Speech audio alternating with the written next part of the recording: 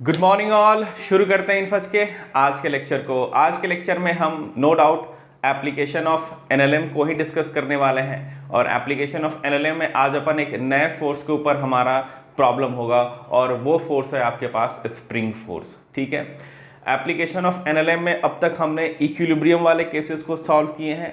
हमने non equilibrium के कुछ बेसिक सवाल को लास्ट क्लास के अंदर सॉल्व कर लिए थे और आज के लेक्चर के अंदर अपन फिर से एप्लीकेशन ऑफ एनएलएम, लेकिन आज के सवाल के अंदर, आज के लेक्चर के अंदर अपन वो सवाल कंसीडर करने वाले हैं जहां पर स्प्रिंग फोर्स इन्वॉल्व रहेगा। ठीक है, तो स्टार्ट करते हैं। स्प्रिंग फोर्स से रिलेटेड प्रॉब्लम और कॉन्सेप्ट को अपन यहां पर क्लियर करने वाले हैं। तो application of NLM, spring force, equilibrium देख लिया, नॉन इक्विलिब्रियम देख लिया। अब अपन वो प्रॉब्लम आज के क्लास में देखने वाले जहां पर स्प्रिंग फोर्स इन्वॉल्व होता है जनरली। ठीक है, स्प्रिंग फोर्स के ऊपर आपको मैंने आइडिया दे दिया था। Unlike tension force, spring force क्या कर सकता है? पुल भी कर सकता है, पुश भी कर सकता है। पुल कब करता है? जब स्प्रिंग खुद इलोंगेटेड स्टेट में हो। और पुश कब करता है? जब स्प्रिंग अपन कंप्रेस्ड स्टेट में हो। तो टेंशन हमेशा पुल करता है, लेकिन स्प्रिंग फोर्स हमेशा पुल और पुश दोनों कर सकता है। तो टेंशन और स्प्रिंग में ये पहला डिफरेंस है। दूसरा डिफरेंस क्या? रिकॉल कीजिए, टेंशन फोर्स का कोई भी फॉर्मूला नहीं हुआ करता था, लेकिन स्प्रिंग फोर्स का फॉर्मूला है। क्या है भाई? K into x. के को अपन स्प्रिंग कांस्टेंट कहते हैं, जो कि स्प्रिंग के मटेरियल, उसके ज्योमेट्री के ऊपर डिपेंड करता है। और x क्या होता है? स्प्रिंग में कंप्रेशन भी हो सकता है, इलोंगेशन भी हो सकता है। ठीक है, तो इस थियोरी पर अपन न्यूमेरिकल प्रैक्टिस करेंगे आज के लेक्चर में। चलिए सबसे सिंपल एग्जांपल से अपन स्टार्ट करते हैं। छोटे छोटे एग्जांपल से अपन स्टार्ट करेंगे, फिर धीरे धीरे लेवल को अपन बढ़ाएंगे। जैसे मान लीजिए आपके पास एक स्प्रिंग ब्लॉक सिस्टम है, यानी ये वॉल हो गया, ये ग्राउंड है, वॉल एंड ग्राउंड। और आपने क्या किया? स्प्रिंग के एक एंड को यहाँ पर फिक्स कर दिया है और ये रहा आपके पास स्प्रिंग फोर्स। स्प्रिंग जो है इलोंगेट करके हमने रख रखा है, इलोंगेशन कर रखा है। ठीक है, और ये इसका एनएलपी पोजीशन है। एनएलपी पोजीशन का मतलब होता है नेचुरल लेंथ पोजीशन, यानी जब उस पर कोई भी इलोंगेशन कंप्रेशन नहीं हुआ तो स्प्रिंग की लंबाई इतनी ही थी। तो इसको मैं यहाँ पे लिख देता हूँ एनएलपी। आगे चल के ये वर्ड मैं बार बार यूज करूँगा, एनएलपी। एनएलपी एनएलपी का मतलब होता है स्प्रिंग का नेचुरल लेंथ पोजिशन। ठीक है, तो एनएलपी का मतलब याद रख लीजिए, नेचुरल लेंथ पोजीशन। तो ये स्प्रिंग का नेचुरल लेंथ पोजीशन था और मैंने क्या किया? इसको इलोंगेट कर दिया। समहाउ कौन इलोंगेट करेगा? कुछ एक्सटर्नल एजेंट होगा जो कि ब्लॉक को यहाँ पर पुल करके और यहाँ से अपन इसको क्या कर रहे हैं? छोड़ दे रहे हैं। ठीक है, यानी इनिशियली आपके पास जो स्प्रिंग है वो इलोंगेटेड स्टेट में है। यहाँ पर स्प्रिंग कांस्टेंट की जो वैल्यू है वो आपके पास दे रखी है, सिंपल अपन लेते हैं 100 न्यूटन पर मीटर। और इसमें जो मास दे रखा है वो अपन ले लेते हैं 5 kg। 5 kg का ब्लॉक है। और ये जो इलोंगेशन यहाँ पे आप देख रहे हो, ये जो इलोंगेशन आप देख रहे हो स्प्रिंग के अंदर, ये इलोंगेशन सवाल आपको दे रखा है। इनिशियल इलोंगेशन जो है वो आपके पास दे रखा है, आप ले लीजिए कुछ भी, 0.5 सेंटीमीटर अपन ले लेते हैं, 0.5 सेंटीमीटर। तो आपसे पूछा गया है find acceleration of block, find acceleration of block initially, find acceleration of block initially if it is released from rest in accordance with above diagram. ऊपर वाले डायग्राम ही इसका इनिशियल कंडीशन दे रखा है और इसी इंस्टेंट पर ब्लॉक का एक्सेलरेशन कितना होगा, यही सवाल पूछा। यानी this is the initial condition और इस इनिशियल कंडीशन पर ब्लॉक का एक्सेलरेशन कितना होने वाला है, यही आपसे सवाल पूछा। चलिए फटाफट सॉल्व करेंगे, पॉज एंड सॉल्व। छोटे छोटे प्रॉब्लम है, पेन पेंसिल निकालना है और अपने को प्रॉब्लम को सॉल्व करते चलना है। ठीक है, चलिए अब मैं सॉल्व करता हूँ।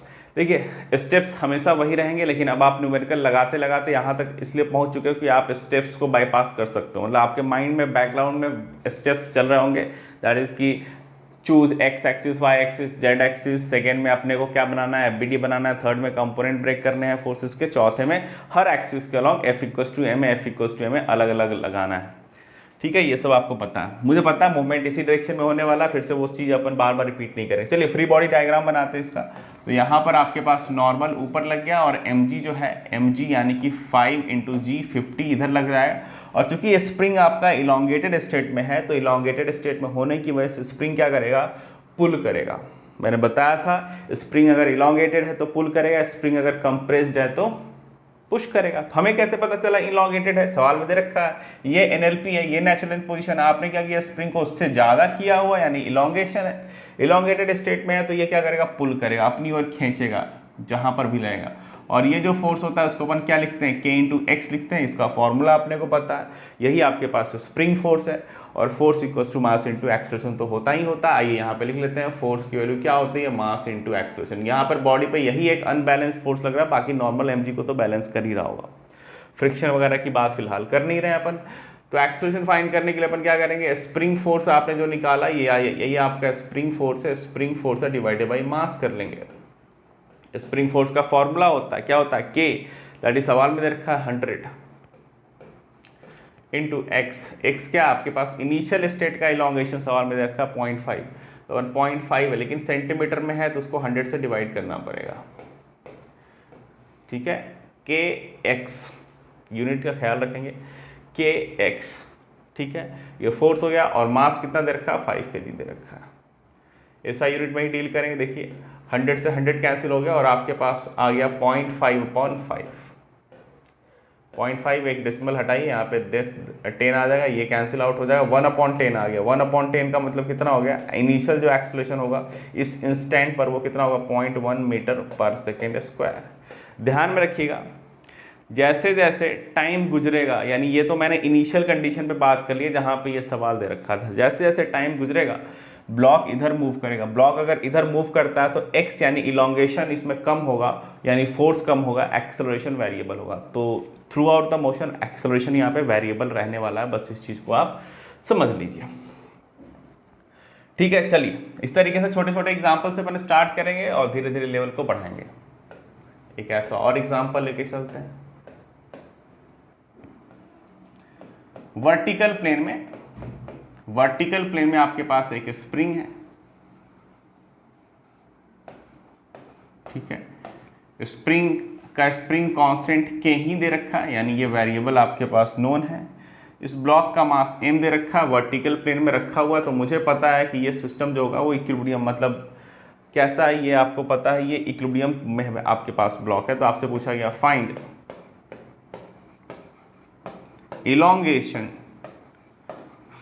elongation in spring if block is in equilibrium। अगर ब्लॉक इक्विलिब्रियम में है तो उस इक्विलिब्रियम कंडीशन में स्प्रिंग में कितना इलोंगेशन होगा, यही आपसे सवाल पूछा गया। वर्टिकल प्लेन के अंदर स्प्रिंग है, स्प्रिंग ऑब्वियसली ब्लॉक रखने से थोड़ा सा खिंच जाता है, तो कितना खिंचाव होता है, यानी कि इलोंगेशन पूछा। Find elongation in spring if block is in equilibrium. चलिए फटाफट पॉज कीजिए एंड सॉल्व कीजिए। पॉज एंड सॉल्व करना जरूरी है। बहुत ही सिंपल है, आइए अपन सॉल्व करके आपको दिखाते हैं कैसे करेंगे। इसका फ्री बॉडी डायग्राम बना लीजिए, बहुत आसान है। फ्री बॉडी डायग्राम आपके पास mg इधर है और इसको काउंटर बैलेंस करने के लिए स्प्रिंग फोर्स को इधर ही होना पड़ेगा, मतलब स्प्रिंग में इलोंगेशन आएगा फॉर श्योर, क्योंकि पुल हो रहा है। तो ये जो फोर्स आ रहा है यही आपके पास स्प्रिंग फोर्स है।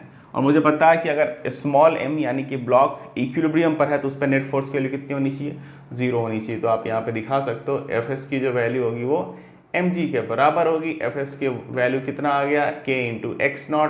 x0 क्या है, वही इक्विलिब्रियम स्टेट का अपन क्या मान लेते हैं, इक्विलिब्रियम स्टेट में स्प्रिंग के अंदर इलोंगेशन मान लिया। तो ये K x0 की वैल्यू किसके बराबर हो गया, mg के बराबर हो गया। तो यहाँ से आप x0 यानी इलोंगेशन आप आसानी से फाइंड कर सकते हो mg/k। यानी कि मान लीजिए यहाँ पर कहीं पर NLP होगा, स्प्रिंग का कहीं ये NLP पोजीशन है, NLP अगर पोजीशन है और ब्लॉक यहाँ पर इक्विलिब्रियम में है। ध्यान में रखिएगा, इक्विलिब्रियम का मतलब फोर्स का 0 होना होता है, ना कि वेलोसिटी का 0 होना होता है। ठीक है, तो ये वाला जो इलोंगेशन आया x0, इसी की वैल्यू हमने निकाला है कितना, mg/k। बहुत ही सिंपल छोटा छोटा प्रॉब्लम है, बढ़िया, समझ में आ रहा है। चलिए एक ऐसा ही प्रॉब्लम और सॉल्व करते हैं।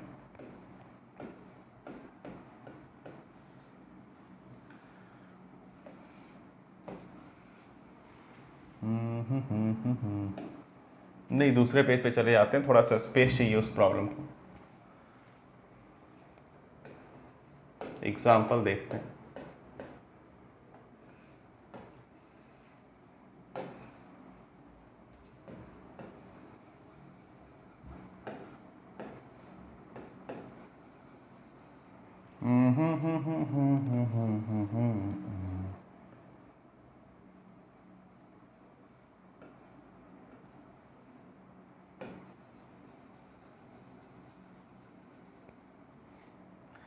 स्मूथ हॉरिजॉन्टल प्लेन है। स्मूथ हॉरिजॉन्टल प्लेन में आपके पास एक ब्लॉक है और उस ब्लॉक से अब की बार दो स्प्रिंग कनेक्टेड हैं, दो स्प्रिंग कनेक्टेड है। एक लेफ्ट वाले स्प्रिंग की स्प्रिंग कांस्टेंट K1 मान लेते हैं, इसकी स्प्रिंग कांस्टेंट K2 मान लेते हैं, इस ब्लॉक का मास m मान लेते हैं, और ये रहा NLP पोजीशन। ये जो डॉटेड लाइन में वर्टिकल ड्रॉ कर रहा हूँ ये NLP पोजीशन है दोनों स्प्रिंग के लिए। सवाल को फिलहाल आसान रखते हैं अपन, NLP फॉर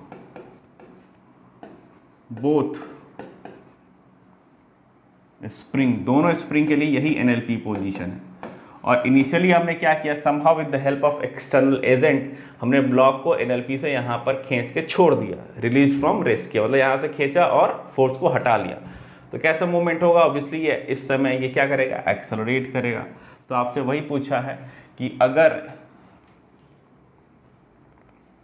यानी कि ये डिस्टेंस की अगर अपन बात करें, ये भी डिस्टेंस आप ले लीजिए, ये x0 दे रखा है, ठीक है। डेटा आपको अब जब आप न्यूमेरिकल सॉल्व करेंगे किसी भी लिटरेचर बुक से तो डेटा हो सकता है वहाँ पे दे रखा होगा, K1 की वैल्यू 50 न्यूटन पर मीटर, K2 की वैल्यू 200 न्यूटन पर मीटर, x0 की वैल्यू कुछ मीटर सेंटीमीटर पे दे रखा होगा, तो वो आप समझ के कर लेंगे। यहाँ पे अपन फिजिक्स के ऊपर डील कर रहे हैं। तो NLP फॉर बोथ स्प्रिंग दे रखा है और आपसे पूछा है फाइंड इनिशियल एक्सेलरेशन। इनिशियल यानी कि वेरिएबल एक्सेलरेशन होगा, टाइम के साथ साथ एक्सेलरेशन बदलेगा। तो अपन इनिशियल एक्सेलरेशन बता रखे हैं और इस सवाल में जो इनिशियल कंडीशन दे रखा है वो यही है, find initial acceleration of block. बहुत ही सिंपल सवाल है, सॉल्व कीजिए। Find initial acceleration of block. चलिए पॉज कीजिए एंड सॉल्व कीजिए। चलिए अब मैं सॉल्व करता हूँ फटाफट। इसका अगर अपन FBD बनाते हैं, FBD बनाएंगे तो कौन कौन सा फोर्स आपके पास आ जाता है। FBD बनाएंगे तो नॉर्मल फोर्स वर्टिकल प्लेन में, mg फोर्स वर्टिकल डाउनवर्ड, ये दोनों एक दूसरे को काउंटर बैलेंस करेगा। क्यों, क्योंकि मुझे पता है कि ना ब्लॉक ऊपर जा रहा है ना नीचे जा रहा है, यानी वर्टिकल डायरेक्शन में इक्विलिब्रियम है, normal must counter balance mg। अब अपन बात करते हैं, अगर आपसे पूछूं कि लेफ्ट वाला जो स्प्रिंग है, that is spring with spring constant K1, वो इलोंगेटेड स्टेट में है कि कंप्रेस्ड स्टेट में है, बताइए। इलोंगेटेड स्टेट में कि कंप्रेस्ड स्टेट में। उसके लिए नेचुरल लेंथ ये था, उसके लिए नेचुरल लेंथ ये था और आपने क्या कर दिया, नेचुरल लेंथ को बढ़ा दिया, यानी ये इलोंगेटेड स्टेट में है। और इलोंगेटेड स्टेट में होगा तो ये क्या करेगा, पुल करेगा। ये क्या करेगा, पुल करेगा। कितने फोर्स से पुल करेगा, इसका स्प्रिंग कांस्टेंट K1 और इसमें इलोंगेशन सवाल में दे रखा है x0, खत्म। उसके बाद अपन बात करेंगे कि ये जो आपके पास राइट वाला स्प्रिंग है, राइट वाला स्प्रिंग जो है वो इलोंगेटेड स्टेट में है कि कंप्रेस्ड स्टेट में है, ये पहले अपने को बताना है, ठीक है। तो मुझे पता है कि ये इसका NLP पोजीशन है, NLP पोजीशन से हमने क्या किया, लेंथ को कम कर दिया है, लेंथ को कम कर दिया है, इसका मतलब ये कंप्रेस्ड स्टेट में है। और कंप्रेस्ड स्टेट में क्या करता है, बॉडी अपने से अवे यानी कि पुश वाला फोर्स लगाता है, यानी ये क्या करेगा, इस पे इस डायरेक्शन में पुश फोर्स लगाएगा। और इसकी वैल्यू क्या होगी, इसका स्प्रिंग कांस्टेंट K2 और इसमें कंप्रेशन कितना, इसमें भी ये कंप्रेशन x0, क्योंकि दोनों के लिए NLP पोजीशन सेम ही था। यानी कि लेफ्ट वाला स्प्रिंग पुल करेगा और राइट वाला स्प्रिंग जो होगा वो क्या करेगा, पुश करेगा। मेरे लेफ्ट मेरे राइट, ठीक है ना, मेरे लेफ्ट मेरे राइट वाला की बात कर रहा हूं मैं। तो रिजल्टेंट फोर्स की अगर अपन बात करें, अगर एक्सेलरेशन आपसे फाइंड करना है तो रिजल्टेंट फोर्स कितना आ गया, K1 x0 plus K2 x0 divided by mass, net force upon mass, यही आपका आंसर हो गया। K1 प्लस K2 को आप इकट्ठे अलग और x0 को कॉमन ले सकते हो, ये आप आंसर को यहाँ पे दिखा सकते हो। ठीक है, देखिए स्प्रिंग की जो थियोरी है वो हमने फिलहाल बेसिक कवर किया हुआ है। बेसिक मतलब ऐसा थियोरी कवर किया हुआ है जो आपने एसएचएम यानी सिंपल हार्मोनिक मोशन एक चैप्टर है, वहाँ तक आप आसानी से हर प्रॉब्लम को लगा सकते हो। लेकिन सिंपल हार्मोनिक मोशन में अपन कॉम्बिनेशन ऑफ स्प्रिंग के ऊपर डिस्कशन करेंगे। जैसे कि आपने क्लास 9-10 में पढ़ा होगा, कॉम्बिनेशन ऑफ रेजिस्टेंस पढ़ा होगा कि भाई सीरीज कॉम्बिनेशन, पैरेलल कॉम्बिनेशन, उसी तरीके से यहाँ पर भी स्प्रिंग में भी आपके पास series combination, parallel combination exist करता है। लेकिन उसका डिस्कशन जो अपन करेंगे एसएचएम वाले चैप्टर के अंदर करेंगे। यहाँ पर अपन चीज़ों को ज़्यादा टफ नहीं बनाने की कोशिश करेंगे, इस चीज़ें को सिंप्लीफाइड रखेंगे जैसे कि वो होती हैं। ठीक है, तो series parallel combination we will discuss in SHM chapter, not now. अभी अपन छोटे छोटे सिंपल कॉन्सेप्ट को समझ रहे हैं, प्रॉब्लम को करना सीख रहे हैं। चलिए अगले प्रॉब्लम को देखते हैं। अगला एग्जांपल, ठीक है, आपके पास एक स्प्रिंग है, आपके पास ये एक स्प्रिंग था। स्प्रिंग की लेंथ कितनी थी? L थी। स्प्रिंग कांस्टेंट कितना था? K था। अब अपन क्या कर रहे हैं, इस स्प्रिंग को दो पार्ट में डिवाइड कर दिया। इस स्प्रिंग को अपन क्या कर रहे हैं, दो पार्ट में डिवाइड कर लेते हैं। ठीक है, दो पार्ट में जो लेंथ का जो रेशियो होगा, मतलब आपके पास एक ये स्प्रिंग हो गया और दूसरा आपके पास ये स्प्रिंग हो गया। और लेंथ का जो रेशियो, अगर इसकी लेंथ मैं L1 मानता हूँ, इसकी लेंथ L2 मानता हूँ, मतलब मैंने इसको कट कर लिया। आपके पास एक नॉर्मल स्प्रिंग दिख रहा था, इसका स्प्रिंग कांस्टेंट K था, नेचुरल लेंथ L था, और मैंने क्या किया, सीजर से या किसी भी इंस्ट्रूमेंट से मैंने क्या कर लिया, स्प्रिंग को कट कर लिया। कट करने के बाद एक को इधर रखा, दूसरे को इधर रख रहा हूँ। इसका मान लीजिए लेंथ L1 है, इसका लेंथ L2 है, तो इन्फॉर्मेशन दे रखा है कि L1/L2, यानी मैंने जो कट किया वो लेंथ का जो रेशियो है वो 1:2 है, एंड इट इज नोन। ठीक है, फिर हमने क्या किया, इसी स्प्रिंग को वर्टिकल प्लेन में, अब आपके पास क्या है, ये वर्टिकल प्लेन है, ये वर्टिकल प्लेन है।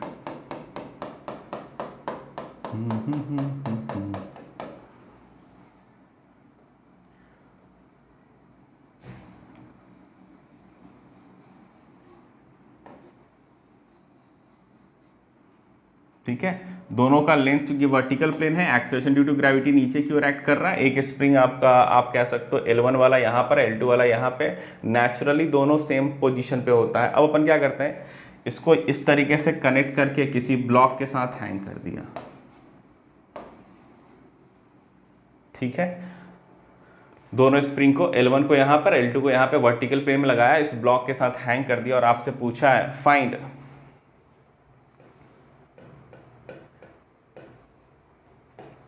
elongation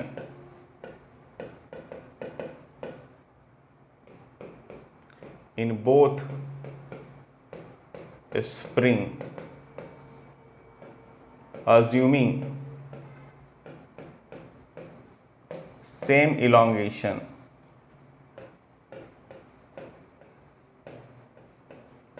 elongation in both spring।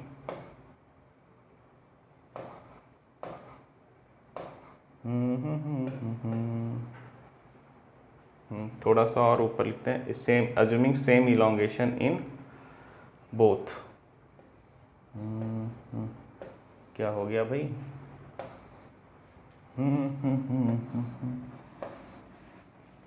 अच्छा यहाँ पे लिख लेते हैं। समझ रहे हो ना, सवाल तो आप समझ ही गए हो, सवाल तो आप समझ गए हो। Find elongation in both spring assuming same elongation in both spring।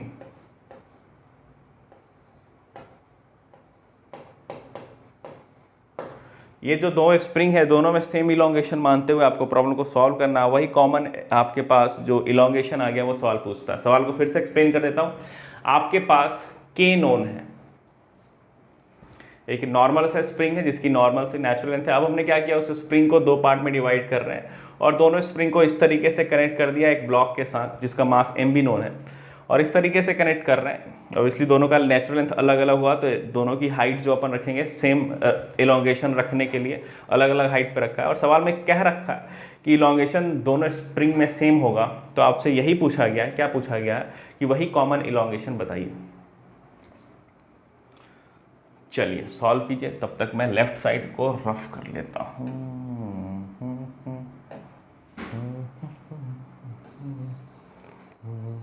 Pause and solve, pause कीजिए एंड सॉल्व कीजिए भाई।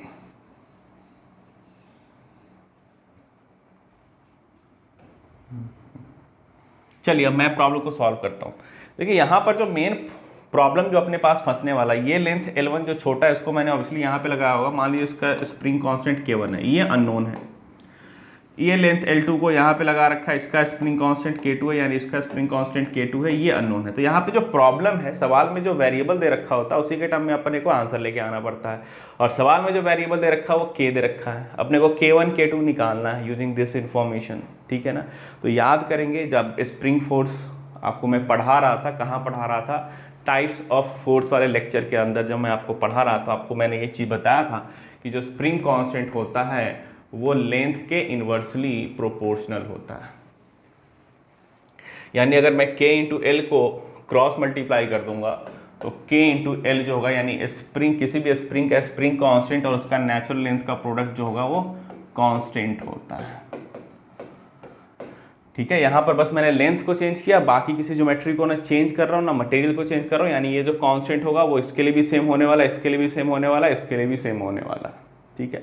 तो मैं बस यही करने वाला हूँ। ओरिजिनल स्प्रिंग का spring constant K into length, इसका जो होगा वो K1 इंटू L1, सेकेंड वाले का K2 इंटू L2, और L1 अपॉन L2 की जो वैल्यू दे रखी है वो हाफ दे रखी है।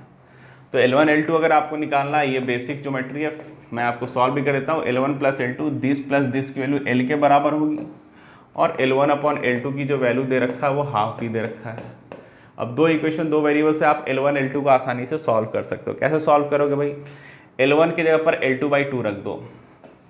L1 की जगह पर अगर आपने L2/2 रखा, ये आपके पास L2 हो गया, ये कैपिटल L हो गया, तो ये L2, ये आपके पास 3L/2 आ जाएगा, 3L2/2 आ जाएगा, ये आपके पास L हो गया। यहाँ से आपने L2 निकाल लिया, कितना आ गया, ट्वाइस ऑफ L/3। और मुझे पता है कि L1 अपॉन L2 हाफ होने वाला, या L1 जो होने वाला वो L2 का हाफ होने वाला है। इसका मतलब यहाँ से आपने L1 निकाल लिया, L1 की वैल्यू कितनी आ जाएगी, L/3 आ जा भाई, L/3। तो आपने L1 और L2 तो फाइंड कर लिया। अब आप यहाँ पे इस वाले पे इक्वेशन पे रखेंगे और K1 K2 को निकाल लेंगे। कैसे रखेंगे भाई, देखिए K इंटू एल, यहाँ तक तो हमने L1 L2 को फाइंड कर लिया है। अब आपका ये K इंटू एल को यहाँ पे रख लीजिए, K इंटू एल, K1 आपको निकालना है, और L1 के जगह पे आप क्या रखेंगे, सॉरी ये आपका L1 है, ये L1 रहेगा, ये L2 रहेगा। तो L1 के जगह पे आप क्या रखोगे, capital L/3, that must be equals to K2, और L2 की जगह पे आप क्या रखोगे, ट्वाइस L/3, ठीक है। जब आप इन दोनों इक्वेशन को सॉल्व करोगे L कैंसिल आउट हो जाएगा, और आपके पास K1 की जो वैल्यू आ जाएगी वो कितनी आ जाएगी, थ्राइस ऑफ K। और जब आप इन दोनों इक्वेशन को सॉल्व करोगे, फिर आप L से L को कैंसिल करोगे तो K2 की वैल्यू आ जाएगी थ्राइस K/2। तो K2 की वैल्यू आ गई 3K/2। बस कहानी खत्म। अब आपके पास K1 की वैल्यू पता है, ओरिजिनल के टर्म में आप क्या लिखोगे, 3K लिख लोगे, और K2 की वैल्यू आपको पता है कितना है भाई, 3K/2 लिख लोगे, ठीक है। लेंथ डबल हो गया, तो आप देख सकते हो स्प्रिंग कांस्टेंट हाफ हो गया। सेम इलोंगेशन है, यानी अगर मैं इसमें फोर्स की बात करूंगा तो K1 इंटू x0 आ जाएगा, इसमें फोर्स की बात करूंगा, फ्री बॉडी डायग्राम बना रहा हूँ, तो K2 इंटू x0 आ जाएगा, और इसका खुद का वेट जो नीचे लगने वाला है वो mg लगने वाला है। कितना लगने वाला है, mg लगेगा। तो इस पर नेट फोर्स को जीरो करने के लिए अपन क्या करेंगे, net upward force must counter balance net downward force. तो नेट अपवर्ड फोर्स कितना लग गया, K1 x0 plus K2 x0, that must counter balance mg force.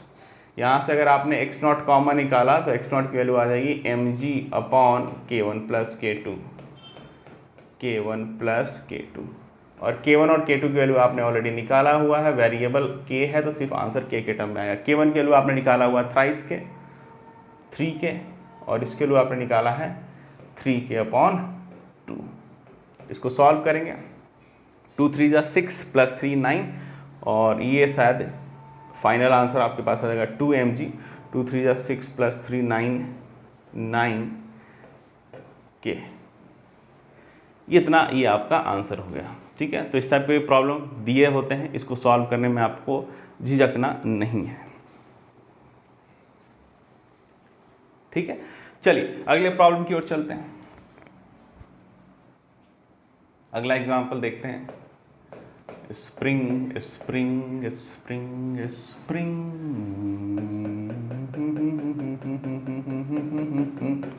Spring force.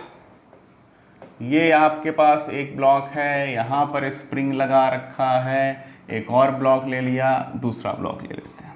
ठीक है, इसका मास m1 है, इसका मास m2 है, स्प्रिंग कांस्टेंट k है। मैं फिर से बता रहा हूँ, न्यूमेरिकल जब आप लिटरेचर के अंदर सॉल्व करोगे तो m1 की वैल्यू दे रखा होगा 10 kg, m2 की वैल्यू दे रखा होगा 5 kg, तो वो आप सॉल्व कर सकते हो। मैं यहाँ पे जनरलाइज एग्जांपल लेने की कोशिश करता हूँ। मैथ्स में ज़्यादा अपने को पढ़ना नहीं है, थोड़ा बहुत फिजिक्स अपने को सीखना है, थोड़ा बहुत नहीं अच्छा खासा सीखना है, तो इस तरीके का डेटा लेके चलते हैं। ठीक है, ये स्मूथ सरफेस है, स्मूथ सरफेस पे 2 ब्लॉक दे रखे हैं, दोनों स्प्रिंग के साथ कनेक्टेड है, और ऐसा दे रखा है कि किसी एक इंस्टेंट पर ये वाला जो ब्लॉक है वो इधर एक्सेलरेट कर रहा है a से, यानी a नोन है, यानी a नोन है, m1 नोन है, k नोन है, m2 नोन है, और आपसे पूछा find acceleration of m2 at given instant. ये जो इंस्टेंट है, इसी इंस्टेंट पर कितना एक्सेलरेशन होगा m2 का, यही है सवाल। तो पॉज करना है, सॉल्व करना है। जो वेरिएबल दिखा दिया वो ऑब्वियसली नोन है, उसी के टर्म में आप आंसर लाने की कोशिश कीजिएगा। चलिए भाई, पॉज कीजिए एंड सॉल्व कीजिए।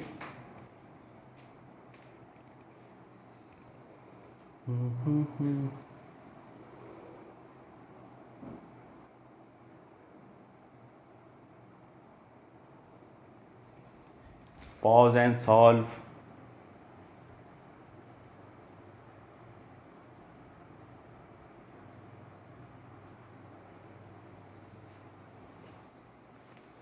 चलिए मैं सॉल्व करके आपको बता देता हूँ कैसे करना। देखिए, जब दोनों के बीच स्ट्रिंग लगा होता है ना, स्ट्रिंग लगा होना, स्ट्रिंग यानी कि रोप लगा हुआ होना, रस्सी लगा हुआ होना, धागा लगा हुआ होना, तो जब दोनों के बीच धागा लगा होता है तो पता है कि अगर ये जितना मूव करेगा उतना ये मूव करेगा, और हर इंस्टेंट पे जितना ये डिस्प्लेसमेंट होगा उतना ही डिस्प्लेसमेंट इसका होगा, दोनों का डिस्प्लेसमेंट सेम होगा, वेलोसिटी सेम होगा, और हर इंस्टेंट पे हो रहा तो एक्सेलरेशन भी सेम होगा।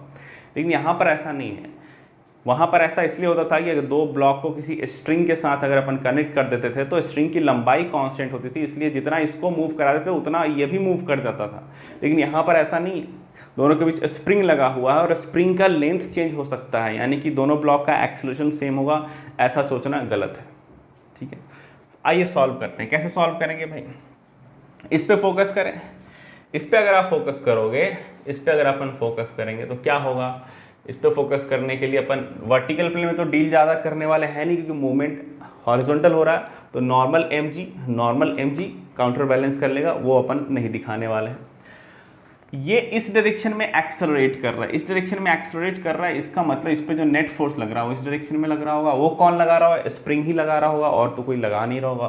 तो इस स्प्रिंग फोर्स को आप लिख सकते हो Fs, और इस स्प्रिंग फोर्स को आप दिखा सकते हो मास into acceleration m1 into a, that's it, कहानी खत्म। अच्छा, ये जो स्प्रिंग है वो क्या कर रहा है, पुल कर रहा है, अपनी ओर खींच रहा है। स्प्रिंग क्या कर रहा है, पुल कर रहा है। पुल करने का मतलब क्या है, स्प्रिंग अपने इलॉन्गेटेड स्टेट में है, ना कि कंप्रेस्ड स्टेट में है।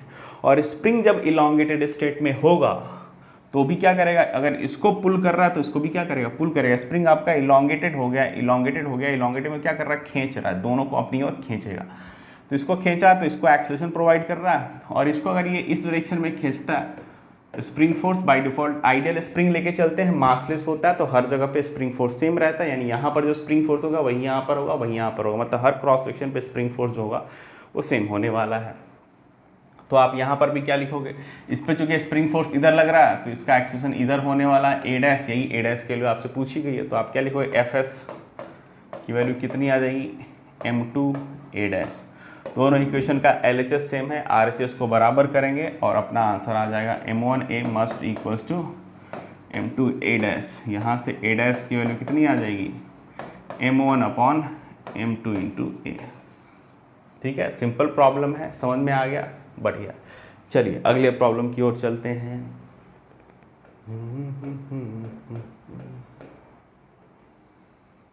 इसी टाइप का एक और प्रॉब्लम सॉल्व करते हैं। तो ध्यान में रखिएगा, ये स्प्रिंग से कनेक्टेड जो, हाँ मैंने बहुत सारा लिटरेचर देखा है, न्यूटन लॉज ऑफ मोशन में क्या करते हैं, दोनों का एक्सेलरेशन सेम ले लेते हैं, दैट इज रॉन्ग, और बाद में चल के दोनों का अलग अलग कर देते हैं। तो ये गलत कॉन्सेप्ट जनरली पढ़ाया जाता है, आप सावधान रहिएगा। एक 5 kg का ब्लॉक है ये, इसको एक स्प्रिंग के साथ कनेक्ट कर दिया, और यहाँ पर एक और स्प्रिंग है, इसको अपन ले लेते हैं 2 kg और इसको अपन ले लेते हैं 10 kg।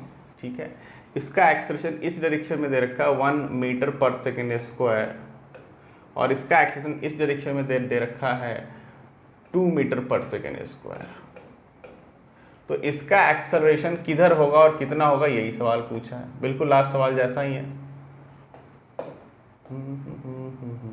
इसका एक्सेलरेशन कितना होगा, यही सवाल है। ठीक है, इस गिवन इंस्टेंट पे फिर से सवाल समझ लीजिए, आपके पास दो स्प्रिंग है, स्प्रिंग कांस्टेंट यहाँ पे नहीं बता रखा है, उसकी शायद ज़रूरत नहीं है, इसलिए सवाल में जो वेरिएबल दे रखा होता है वो सफिशिएंट होता है, उसी के टर्म में आंसर लेके आना होता है। तो ये 5 kg का ब्लॉक है, ये 2 kg का ब्लॉक है, ऐसा यूनिट में है, ये 10 kg का ब्लॉक है। 5 2 kg इस तरीके से कनेक्टेड है। एक गिवन इंस्टेंट पर इसका एक्सेलरेशन 1 मीटर पर सेकेंड स्क्वायर इधर दे रखा है, इसका 2 मीटर पर सेकेंड स्क्वायर इधर दे रखा है, और इसका कितना एक्सेलरेशन होगा, यही है सवाल। अब आप करेंगे वीडियो को पॉज, सॉल्व करेंगे, उसके बाद अपन मिलते हैं यहाँ पे। चलिए भाई पॉज कीजिए एंड सॉल्व कीजिए।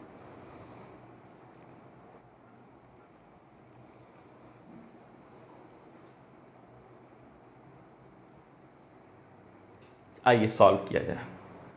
ठीक है, एक एक को पकड़ेंगे, एक एक ब्लॉक मतलब एक एक FBD, एक एक F इक्वल्स टू MA वाला इक्वेशन। तो अगर 5 kg को हमने पकड़ा, ऑब्वियसली नॉर्मल mg पे बात नहीं करेंगे क्योंकि मूवमेंट x एक्सिस को लॉन्ग हो रहा है, तो अपन बाय डिफॉल्ट x एक्सिस यानी हॉरिजॉन्टल फोर्स के ऊपर बात करेंगे। तो ये 5 kg वाला जो ब्लॉक है वो किधर मूव कर रहा है, इधर मूव कर रहा है ना, इधर मूव कर रहा है।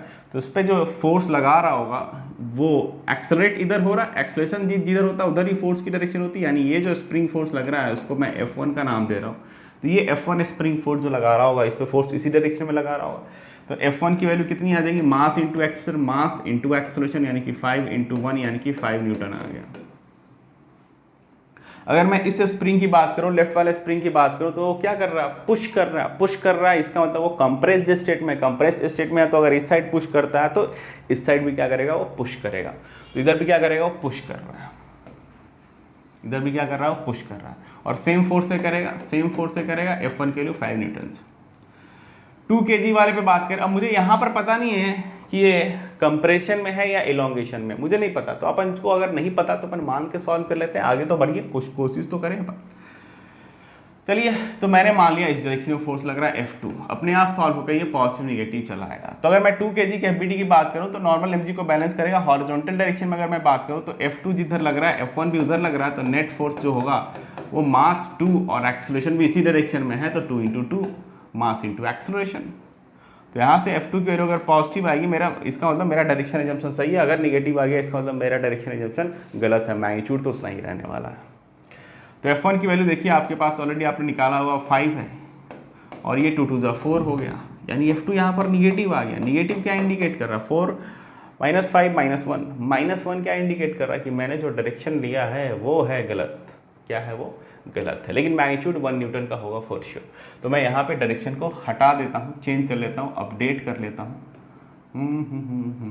हटाओ यार, सबको हटाओ, नहीं हट रहा है तो इरेजर लाइए और इरेजर से इसको हटाइए, ये हट गया। यानी यहाँ पर जो स्प्रिंग है उसमें भी F2 कैसा लग रहा था, मैंने ऐसा दिखा था ना, उसके अपोजिट सेंस में लग रहा होगा, यानी F2 इस सेंस में लग रहा होगा। ठीक है, अब आप देख सकते हो -1 यही इंडिकेट कर रहा है कि F2 जो होगा वो इस सेंस में लग रहा होगा। फिर से डायग्राम हौच पौच हो गया, आपको होगा कन्फ्यूजन।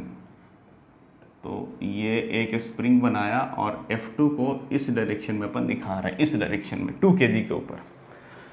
ठीक है, आप क्रॉस वेरीफाई भी कर सकते हो। F1 5, F1 के लिए कितनी है 5, 5 -1 करेंगे क्योंकि अपोजिट सेंस में है, तो 5 - 1 4, 4 डिवाइडेड बाई 2 करेंगे तो 2 आ जाएगा। ठीक है, बढ़िया। अब अपन 10 kg पे फोकस करें भाई। अगर इस स्प्रिंग को अगर अपन देखें तो स्प्रिंग क्या कर रहा है, पुश कर रहा है। ये भी स्प्रिंग क्या कर रहा है, पुश कर रहा है। पुश कर रहा है मतलब ये कंप्रेस स्टेट में है, तो इसको भी क्या करेगा, पुश करेगा। और F2 से ही करने वाला है। F2 का मैग्नीट्यूड तो हमें पता ही है, तो इसके लिए अगर अपन बात करेंगे तो क्या लिखेंगे, F2 की वैल्यू मास 10 इंटू इसका एक्सेलरेशन पूछा गया। F2 का मैग्नीट्यूड आपने 1 न्यूटन निकाला ही हुआ है, यानी कि इस डायरेक्शन में लग रहा होगा, तो यहाँ पे 1 लिखेंगे, यहाँ पर 10 इंटू एक्सेलरेशन हो जाएगा। एक्सेलरेशन की वैल्यू 1/10 आ गया, यानी कहा बहुत ही कम एक्सेलरेशन कितना आ गया, 0.1 मीटर 0.1 ऐसा यूनिट में डील कर रहे हैं, मीटर पर सेकेंड स्क्वायर। यही आंसर हो गया भाई, समझ में आ रहा है। इस तरीके से स्प्रिंग से रिलेटेड प्रॉब्लम को सॉल्व करते हैं। अब एक ऐसा प्रॉब्लम देखते हैं जहां पर स्प्रिंग और स्ट्रिंग दोनों मिक्सअप होता है। ठीक है, तो आपको मेरे होपफुली आपको समझ में आ रहा है, मज़ा आ रहा होगा। कुछ भी कहीं भी कोई इशू आ रहा है तो आप कमेंट बॉक्स में आइए, कमेंट कीजिए। ठीक है, मोस्ट प्रोबेबली आपका सॉल्यूशन वहाँ पर मिल जाएगा, टेंशन लेने की कोई ज़रूरत है नहीं। चलिए भाई, एक ऐसा ही इसी टाइप का एक और प्रॉब्लम देखते हैं, बढ़िया सा मज़ेदार प्रॉब्लम। मज़ा आना चाहिए भाई, आपको अगर मज़ा आ गया तो फिर कुछ कहना ही नहीं है, सोचना ही नहीं है। फिर से आपके पास एक ब्लॉक ले लिया, ये स्प्रिंग है, और फिर आपके पास ये एक अब स्ट्रिंग लगा लिया। अब अपन क्या कर रहे हैं, इस ब्लॉक पर एक एक्सटर्नल फोर्स लगा रहे हैं। Capital F is an external force जो क्या करा रहा है, इस पूरे सिस्टम को एक्सेलरेट करा रहा है। और मासेस की अगर अपन बात करें तो 5 kg इस पे ले लेते हैं, 10 kg इस पे ले लेते हैं, और कितना ले ले भाई, 5 kg 10 kg हो गया, तो आप यहाँ पे ले सकते हो 5 kg ले लो, कोई बात नहीं, 5 kg ले लिया। 5 kg 10 kg 5 kg, kg है, kg भी लिखना है लिख लीजिए, kg भी लिखना है लिख लीजिए। ठीक है, इसका एक्सेलरेशन जो दे रखा है वो इस सेंस में दे रखा है, वो आपके पास दे रखा है 2 मीटर पर सेकेंड स्क्वायर। ठीक है, इसका एक्सेलरेशन जो है वो इस सेंस में दे रखा है, और वो दे रखा है आपके पास 1 मीटर पर सेकेंड स्क्वायर। तो इस ब्लॉक यहाँ से यहाँ स्ट्रिंग है, तो सवाल आपसे टेंशन की वैल्यू क्या होगी ये पूछा गया, इस ब्लॉक का एक्सेलरेशन कितना होगा ये पूछा गया, और ये जो एक्सटर्नल फोर्स लगा रहे हैं उसकी वैल्यू पूछी गई है। ठीक है, सवाल को फिर से समझ लीजिए। अपने पास 3 ब्लॉक है, 5 kg 10 kg 5 kg। ठीक है, 5 kg 10 kg को इधर स्प्रिंग से लगाया और इधर 10 kg 5 kg को स्ट्रिंग से लगाया। इस पर अपन एक हॉरिजॉन्टल डायरेक्शन में फोर्स लगा रहे हैं। ठीक है, एक किसी भी गिवन इंस्टेंट पर, क्योंकि वेरिएबल एक्सेलरेशन होने वाला अगर स्प्रिंग कनेक्टेड है तो लेकिन किसी भी एक गिवन इंस्टेंट पर 5 kg जो है वो इधर एक्सेलरेट कर रहा है, 10 kg जो है वो इधर एक्सेलरेट कर रहा है। इसका 1 मीटर पर सेकेंड स्क्वायर, इसका 2 मीटर पर सेकेंड स्क्वायर। तो आपसे ये पूछा गया कि ये जो रोप कनेक्टेड है इसमें टेंशन कितना होगा, इस 5 kg के एक्सेलरेशन कितना होगा, और ये जो एक्सटर्नल फोर्स आपको लगाना है वो कितना आप लगाओगे, यही है सवाल। चलिए भाई, पॉज कीजिए एंड वीडियो को सॉल्व कीजिए।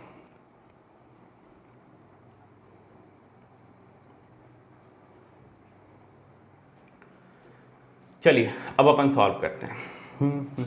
दूसरा अपन ले लेते हैं, डायग्राम को विजुअलाइज करने के लिए अच्छे से 5 kg पे फोकस करें भाई।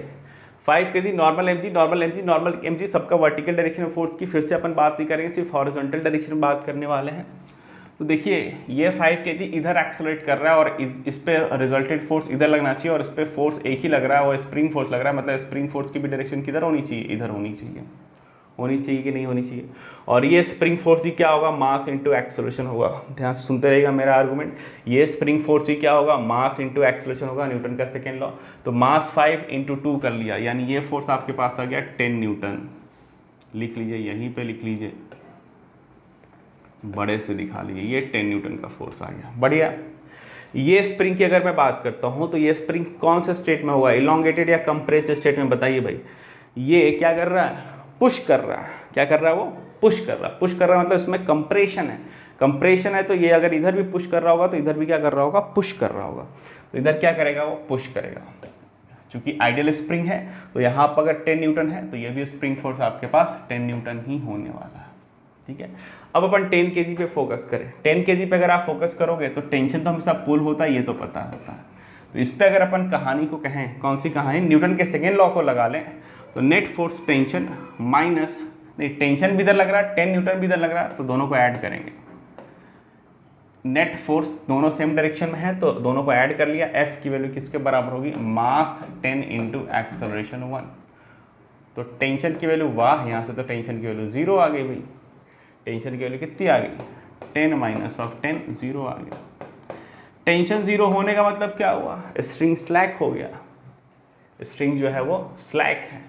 स्ट्रिंग अगर स्लैक है इसका मतलब यहाँ पर टेंशन की वैल्यू कितनी हो जाएगी, 0 हो जाएगी। अब इस पे जो एक्सेलरेशन होगा वो फोर्स डिसाइड करेगा, ये कितना एक्सेलरेशन से मूव करेगा ये तो फोर्स डिसाइड करेगा, ठीक है। तो ये सवाल इस हिसाब से थोड़ा सा एम्बिग्यूअस हो गया। एम्बिग्यूअस कहने का मतलब ये है कि ठीक है, मतलब मैंने जो डेटा दिया अगर ये समहाउ पॉसिबल है तो टेंशन यहाँ पे 0 हो गया। टेंशन 0 का मतलब स्ट्रिंग आपकी ढीली पर गई, स्लैक पर गया। स्लैक पर गया इसका मतलब 5 kg का इस इंस्टेंट पे जो मोशन होगा वो 100% F डिसाइड करेगा। F की वैल्यू मास इंटू एक्सेलरेशन हो जाएगा, यानी यहाँ पर आपके पास 2 वेरिएबल हो जाएंगे।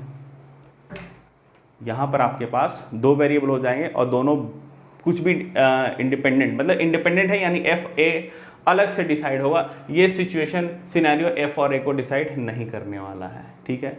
तो अपन ऐसा नहीं चाहते हैं, अपन चाहते हैं कि चूंकि प्रॉब्लम दिए हैं तो उसका एक जेन्युइन सॉल्यूशन निकले। उसके लिए थोड़ा सा डेटा के साथ में चेंजेस कर रहा हूँ, डेटा को थोड़ा सा चेंज कर रहा हूँ। ज़्यादा चेंज करने की जरूरत है नहीं, डेटा को थोड़ा सा चेंज कर लेते हैं। इसको जो है इसको अपन ले लेते हैं 2 मीटर पर सेकेंड स्क्वायर, ठीक है। इसको मैंने ले लिया 2 मीटर पर सेकेंड स्क्वायर, ठीक है। पहले वाले से क्या दिक्कत आ रहा था आपको समझ में आ रहा है, ठीक है। वो दिक्कत को भी समझना जरूरी है। पहले वाले से टेंशन 0 आ रहा था, टेंशन 0 मतलब स्ट्रिंग स्लैक, और यही फोर्स इसको एक्सलेट करेगा, ये तो कराने वाला है नहीं। यानी फोर्स और एक्सेलरेशन बिल्कुल आप डिसाइड करोगे, ये सवाल ये कंस्ट्रेंट डिसाइड नहीं करने वाला, ठीक है। तो वो सवाल थोड़ा सा एम्बिग्यूअस हो गया था, उसको डेटा को थोड़ा सा मैंने चेंज कर दिया, इसको मैंने 2 मीटर पर सेकेंड स्क्वायर ले लिया, ठीक है। तो अब आपके पास हो जाएगा टेंशन प्लस 10 न्यूटन यानी कि फोर्स के लिए मास इंटू एक्सेलरेशन, यहाँ पे आप दिखा सकते हो 10 इंटू 2। 10 इंटू 2 का मतलब कितना हो गया, ये 20 हो गया, और 20 माइनस 10 की वैल्यू कितनी होगी, 10 न्यूटन होगी। यानी टेंशन की वैल्यू भी कितनी आ गई, 10 न्यूटन हो गया। और टेंशन चूंकि यहाँ पर हमेशा पुल करता है तो इसकी वैल्यू भी कितनी हो जाएगी, 10 न्यूटन। अब टेंशन चूंकि फाइनाइट आ रहा है यानी स्ट्रिंग टॉट है, स्ट्रिंग अगर टॉट है इसका मतलब, और ये जो 2 ब्लॉक देख रहे हो आप 10 kg और 5 kg, दोनों एक ही स्ट्रिंग के साथ कनेक्टेड है। दोनों अगर एक ही स्ट्रिंग के साथ कनेक्टेड हैं इसका मतलब, और स्ट्रिंग टॉट है, दोनों एक ही स्ट्रिंग के साथ कनेक्टेड है और स्ट्रिंग टॉट है, इसका मतलब दोनों की वेलोसिटी, दोनों की एक्सेलरेशन जो होंगे वो सेम होंगे। क्यों, क्योंकि दोनों इकट्ठे मूव कर रहे हैं, क्योंकि एक ही स्ट्रिंग के साथ कनेक्टेड है और स्ट्रिंग की लेंथ कांस्टेंट होती है, जितना ये मूव करेगा उतना ही ये भी मूव करने वाला है। तो उस लॉजिक के हिसाब से अपन एक्सेलरेशन को यहाँ पे क्या लिख सकते हैं, जितना इसका एक्सेलरेशन होने वाला उतना ही इसका होने वाला, यानी इसकी वैल्यू भी कितनी हो जाएगी, 2 मीटर पर सेकेंड स्क्वायर। तो ये एक आपका आंसर खत्म हो गया, टेंशन आपने निकाली है, ये दूसरा आंसर खत्म हो गया। अब फोर्स निकालने के लिए अपन यहाँ पे कहानी कर लेंगे। यहाँ पर आप देखिए एफ, टेंशन जो कि अपोज कर रहा है, पुल कर रहा है, एफ इधर लग रहा है, टेंशन इधर लग रहा है, इसलिए माइनस एफ माइनस टी की वैल्यू कितनी हो जाएगी, मास 5 इंटू एक्सेलरेशन आपने निकाला है 2।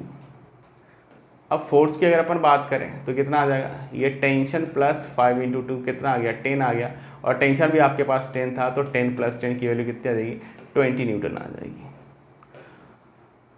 ठीक है। तो डेटा को थोड़ा सा चेंज किया और ये प्रॉब्लम को सॉल्व कर लिया, ठीक है। बढ़िया है, सवाल समझ में आ गया सबको, ठीक है। तो इसी तरीके से जस्ट लाइक टेंशन जैसा मिक्सअप रहते हैं, और लेकिन हालांकि टेंशन से प्रॉपर्टी जो होते हैं स्प्रिंग के अलग अलग होते हैं, इस चीज़ का ख्याल रखिएगा, ठीक है। टेंशन जैसा होता है लेकिन टेंशन से स्प्रिंग फोर्स 2 मायने में अलग रहता है। 2 मायने मैंने आपको बता दिया है, कौन कौन से मायने हैं भैया, कि स्प्रिंग फोर्स जो होगा उसके पास फॉर्मूला होता है, टेंशन के पास फॉर्मूला नहीं होता है। टेंशन हमेशा पुल करता है और स्प्रिंग पुल और पुश दोनों कर सकता है, ठीक है। फिलहाल सिंपल प्रॉब्लम हमने देखा है। चलिए अब अपन 1-2 सवाल ऐसे देखते हैं जहां पर स्प्रिंग या स्ट्रिंग को कट कर दिया जाता है और कट करने के बाद उसके एक्सेलरेशन के ऊपर डिस्कशन होता है। तो छोटा सा आप इसको हेडिंग टॉपिक डाल सकते हो या इसको एग्जाम्पल की तरह ही अपन ट्रीट करते हैं, एग्जाम्पल की तरह ही ट्रीट करेंगे अपन। देखेंगे यहाँ पे लिखेंगे क्या लिखते हैं, cutting of string and spring. तो एक दो एग्जाम्पल अपन स्ट्रिंग और स्प्रिंग को कट करने वाले भी देखते हैं। इस टाइप का भी एग्जाम्पल काफ़ी पॉपुलर है, स्प्रिंग यहाँ पर भी इन्वॉल्व होता है, इसलिए इस एग्जाम्पल को अपन यहीं पे लेके चलते हैं। तो यहाँ पर दो तीन कॉन्सेप्ट है वो मैं यहाँ पे आपको लिखा दे रहा हूँ।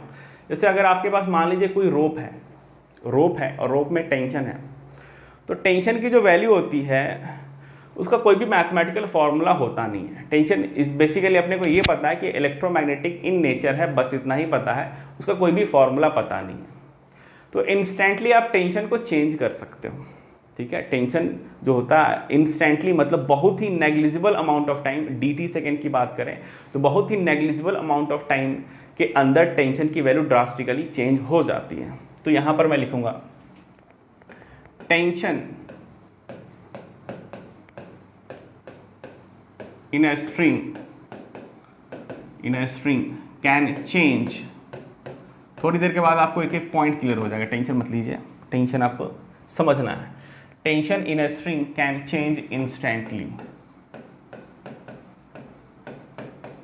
प्रॉब्लम सॉल्व करेंगे और चीज़ें क्लियर होती जाएंगी, ध्यान से बस अभी समझते रहिए। किसी भी अंदर टेंशन जो होता है, किसी स्ट्रिंग के अंदर जो होता है वो इंस्टेंटली बदल सकता है, बिकॉज इलेक्ट्रोमैग्नेटिक नेचर होता है, इसका कोई भी फॉर्मूला नहीं होता है, इंस्टेंटली आप इसको बदल सकते हो। तो tension in a string can change instantly, ठीक है। Spring force, spring force do not change instantly. ये तीसरा आपके पास डिफरेंस जैसा लग रहा है। Spring force do not change instantly unless it's one and one और unless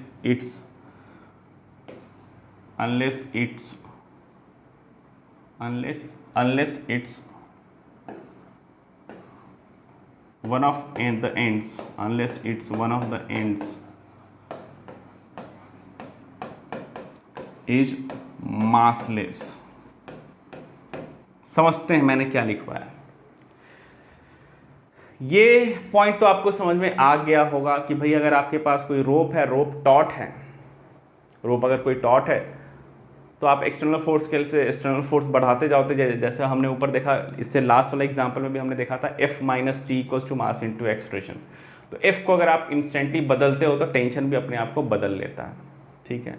तो टेंशन जो फोर्स होता है इलेक्ट्रोमैग्नेटिक है, इसका कोई भी फॉर्मूला नहीं होता है, इसलिए इंस्टेंटली आप इसको बदल नहीं, मतलब आप इसको इंस्टेंटली बदल सकते हो। Tension in A spring can change instantly. लेकिन अपन स्प्रिंग फोर्स की बात करें तो स्प्रिंग फोर्स क्या होता है भाई, छोटा सा एग्जांपल देख के समझते हैं। स्प्रिंग में आपने सपोज कि ये इलॉन्गेशन दे दिया, स्प्रिंग में आपने क्या कर दिया है, इलॉन्गेशन दे दिया। तो इलॉन्गेशन देने से क्या होता है, इस पे फोर्स आ जाता है, और अनलाइक स्ट्रिंग यहाँ पर फोर्स का फॉर्मूला होता है, कितना होता है, kx इलॉन्गेशन है यहाँ पर। और अगर यहाँ पर मास लगा हुआ है, ठीक है, तो अगर मैंने इस स्प्रिंग को खींच के छोड़ दूंगा तो इंस्टेंटली, यानी इंस्टेंटली मतलब बहुत ही छोटे से अमाउंट ऑफ टाइम इंटरवल, यानी dt सेकेंड, यानी टेंड्स टू 0 सेकेंड, kx की फोर्स जो होगी वो बदलने वाली नहीं है। क्यों नहीं बदलने वाली, क्योंकि इसका फॉर्मूला है k इंटू एक्स, के भी फाइनाइट है, x भी फाइनाइट है। अब x क्या है, इलॉन्गेशन है, x को बदलने में थोड़ा ना थोड़ा तो समय लगेगा ही, श्योर, ठीक है ना। ध्यान से सुनिए मेरी बात। स्प्रिंग फोर्स कब चेंज होगा, जब k चेंज होगा। k तो स्प्रिंग की प्रॉपर्टी होती है, ठीक है ना, उसे तो अपन चेंज कर नहीं सकते हैं। x क्या है, स्प्रिंग में इलॉन्गेशन है, यानी कुछ ना कुछ चेंजेज है, लेंथ में चेंजेज है, और किसी भी लेंथ को चेंज करने में एक फाइनाइट समय तो लगेगा ही सही। ऐसा तो है नहीं कि यहाँ पे छोड़ोगे और t की वैल्यू 0, मतलब यहाँ पे t की वैल्यू 0 सेकेंड पे आपने छोड़ा है तो यहाँ पे भी t की वैल्यू 0 सेकेंड पे चल जाएगा, नहीं, यहाँ से आ जाने में कुछ फाइनाइट टाइम लगेगा, ठीक है, फाइनाइट टाइम लगेगा, यानी x को बदलने में फाइनाइट टाइम लगता है। यानी kx को बदलने में फाइनाइट टाइम लगेगा, यानी स्प्रिंग फोर्स को बदलने में फाइनाइट टाइम लगता है। इसलिए मैंने यहाँ पे स्टेटमेंट लिखवाया है spring force do not change instantly unless, कब ऐसा होगा जब यहाँ मास की वैल्यू 0 हो जाए। जैसे मैंने यहाँ पर अगर मास को 0 कर लिया, ठीक है ना, पूरा का पूरा उड़ गया, लिखते हैं। जैसे मान लीजिए मैंने यहाँ पर इसको इलोंगेट किया और इलोंगेट करके यहाँ कोई मास नहीं है, कोई एक्सटर्नल एजेंट से मैंने खींच के छोड़ दिया, यानी यहाँ पर मासलेस है। तो मासलेस केस में क्या होगा, अगर मैं एक्सेलरेशन की बात करूँ, इस पॉइंट मास के एक्सेलरेशन की बात करूँगा, तो फोर्स तो दिख रहा है उसके ऊपर kx और मास टेंड्स टू 0 हो गया। मास टेंड्स टू 0 समथिंग अपॉन 0, यानी a टेंड्स टू कितना हो जाएगा, इनफाइनाइट हो जाएगा। अगर a इनफाइनाइट हो गया यानी एक्सेलरेशन इनफाइनाइट है। इनफाइनाइट है कहने का मतलब ये है कि ये खट से विदाउट एनी टाइम लैग ये यहाँ से यहाँ पहुँच जाएगा। एक्सेलरेशन इनफाइनाइट मतलब कि वेलोसिटी में जो गेन आएगा वो भी इनफाइनाइट होगा, यानी विदाउट एनी टाइम टेकिंग ये यहाँ से यहाँ चला जाएगा। वही चीज़ मैंने यहाँ पे ध्यान सुनिएगा, ये दो स्टेटमेंट काफ़ी इंपॉर्टेंट है। कौन से टाइप के प्रॉब्लम को सॉल्व करने के लिए, इस टाइप के प्रॉब्लम को सॉल्व करने के लिए कि भाई टेंशन का कोई भी मैथमेटिकल फॉर्मूला होता नहीं है, उसके लिए कोई भी कंस्ट्रेंट नहीं होता है, तो वो कुछ भी वैल्यू एज्यूम कर सकता है इंस्टेंटली। वो बहुत बड़ा भी हो सकता है, बहुत छोटा भी हो सकता है, यानी इंस्टेंटली वो अपनी वैल्यू को चेंज कर सकता है। इसलिए मैंने यहाँ पे लिखवाया था, क्या लिखवाया था, tension in a string can change instantly. लेकिन स्प्रिंग फोर्स के ऊपर अगर अपन बात करें तो spring force do not change instantly. In general यहाँ पर मास लगा होता है, तो मास के पास इनर्शिया होता है और उसको मूव कराने में कुछ समय तो लगेगा ही, श्योर। मूव करेगा तभी तो x बदलेगा, तभी तो स्प्रिंग फोर्स बदलेगा, यानी कि इंस्टेंटली तो kx नहीं बदलने वाला है, ठीक है। लेकिन इंस्टेंटली kx कब बदल सकता है, unless it's one of the end is massless और इनर्शियालेस, यानी विदाउट इनर्शिया। अगर कोई, जैसे अगर मैंने यहाँ पर बिना मास के इसको खींच के छोड़ दूंगा तो आप देख सकते हो मास टेंड्स टू 0, एक्सेलरेशन इनफाइनाइट। इसको मतलब नेचुरल लेंथ पोजीशन पहुंचने में टाइम एकदम 0 के आसपास लगेगा, यानी खट से अपने नेचुरल लेंथ पोजीशन में पहुंचेगा। तो ये दो कॉन्सेप्ट हैं। फिर से मैं रिपीट कर रहा हूँ, टेंशन कैन चेंज इंस्टेंटली, इसका कोई भी फॉर्मूला नहीं है, कोई भी आर्बिट्री वैल्यू को वो बिल्कुल बहुत जल्दी अब्रप्टली चेंज करके अज्यूम कर सकता है। लेकिन स्प्रिंग फोर्स, क्योंकि स्प्रिंग फोर्स का फॉर्मूला होता है और फॉर्मूला में x आता है, x यानी कि लेंथ आता है, और लेंथ को चेंज करने में इन जनरल टाइम लगता है, ठीक है। इसलिए स्प्रिंग फोर्स को अपन इंस्टेंटली चेंज नहीं कर सकते हैं अनलेस एंड अनटिल स्प्रिंग का एक एंड जो हो जाए वो मासलेस हो जाए। मासलेस हो गया तो एक्सेलरेशन इनफाइनाइट, और वो खट से without any time lag, finite time lag, वो अपने नेचुरल लेंथ पोजीशन को पकड़ लेगा, वहाँ पे आ जाएगा, ठीक है। अब इस थियोरी का मतलब आपको अभी भी मन में थोड़े थोड़े डाउट आ रहे होंगे, वो एग्जाम्पल के थ्रू मैं आपको क्लियर कर दूंगा, ठीक है। एग्जाम्पल सॉल्व कीजिए और फिर आपको समझ में आने लगेगा। चलिए तो एक दो एग्जाम्पल देखते हैं कटिंग ऑफ स्ट्रिंग या स्प्रिंग को लेके। वर्टिकल प्लेन में आपके पास एक स्प्रिंग है, आपके पास एक स्प्रिंग है। स्प्रिंग में आपने एक ब्लॉक को रख रखा है, ब्लॉक का वेट है 1 kg, 1 kg का ब्लॉक है, और एक यहाँ पर स्प्रिंग है, और स्प्रिंग यहाँ पर जो वेट है वो आपके पास है 2 kg। वर्टिकल प्लेन में रख रखा है, यानी एक्सेलरेशन ड्यू टू ग्रेविटी जो है वो नीचे की ओर एक्ट कर रहा है। सिस्टम ऑब्वियसली इनिशियली इक्विलिब्रियम में था, यानी 2 kg और 1 kg दोनों के जो ब्लॉक हैं वो इक्विलिब्रियम पर है। यहाँ पे रोप है, यहाँ पर स्प्रिंग है, ठीक है, बढ़िया। अब आपसे ये सवाल पूछा गया है, if we cut the string, if we cut the string at t equals to 0, then find acceleration of both blocks at t equals to 0 plus। 0 plus का मतलब ये होता है, 0 प्लस का मतलब होता है, क्या होता है 0 प्लस का मतलब है कि 0 सेकेंड से जस्ट आगे, मतलब जस्ट आफ्टर कटिंग, मतलब कोई टाइम इंटरवल अपन प्रोवाइड ही नहीं कर रहे हैं, यानी इन लगभग इंस्टेंटली बात कर रहे हैं। यानी कि आपने क्या किया, टी के 0 पर स्ट्रिंग को कट किया, स्ट्रिंग को आपने कट किया, और कट करने के जस्ट बाद दोनों ब्लॉक का एक्सेलरेशन कितना होगा, ये आपसे सवाल पूछा। ऑब्वियसली शुरुआत में सिस्टम इक्विलिब्रियम पे था तो दोनों का एक्सेलरेशन 0 होने वाला। फिर से सवाल समझा देता हूँ। आपके पास एक स्प्रिंग है, एक स्ट्रिंग है, 2 ब्लॉक है, इस तरीके से कनेक्टेड है, सिस्टम वर्टिकल प्लेन में इक्विलिब्रियम पर है और t की वैल्यू 0 पे आपने स्ट्रिंग को कट कर दिया। If we cut the string at t equals to 0 second then find acceleration of both blocks at t की वैल्यू 0 प्लस मतलब जस्ट आफ्टर, यानी कोई भी फाइनाइट टाइम लैग या टाइम इंटरवल नहीं आया है। ठीक है, तो ये आपको करना है प्रॉब्लम को सॉल्व। पहले आप अपना दिमाग बढ़ा लीजिए और लिंक करने की कोशिश कीजिए कि 2 पॉइंट जो अभी अभी मैंने आपको पढ़ाया है उससे इस प्रॉब्लम को कैसे सॉल्व करना है। ठीक है, पॉज कीजिए एंड सॉल्व कीजिए, फिर मैं हूं बताने के लिए यहाँ पर।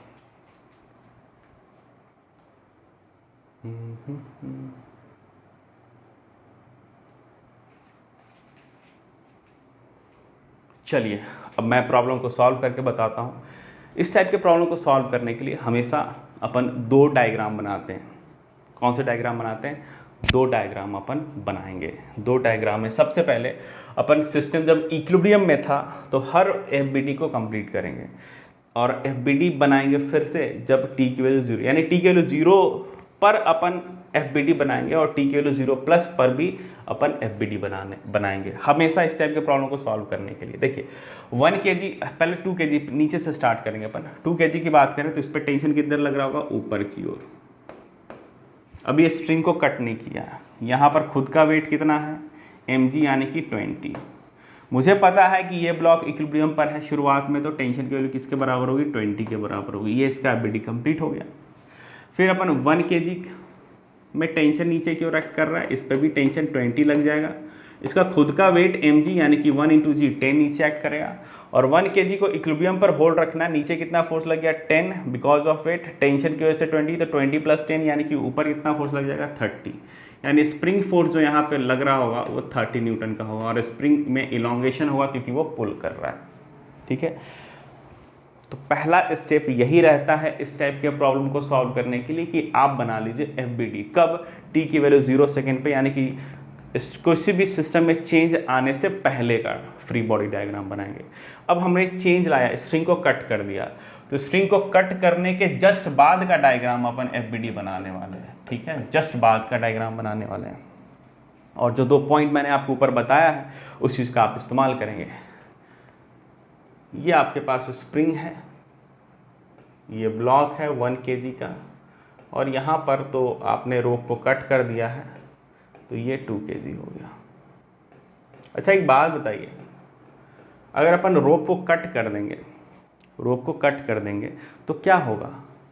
रोप स्लैग कर जाएगा, रोप स्लैग कर जाएगा और टेंशन की वैल्यू कितनी हो जाएगी? 0 हो जाएगी। जैसे आपने इसको कट किया तो ये अपने आप को इंस्टेंटली चेंज कर दिया। पॉइंट नंबर 1 जो मैंने आपको ऊपर समझाया कि tension force can change it's value instantly. आपने इसको कट किया, पहले टेंशन था, कितना टेंशन था? 20 था, अब टेंशन 0 क्योंकि आपने इसको कट कर दिया, स्ट्रिंग स्लैग हो गई तो टेंशन की वैल्यू हो गई 0।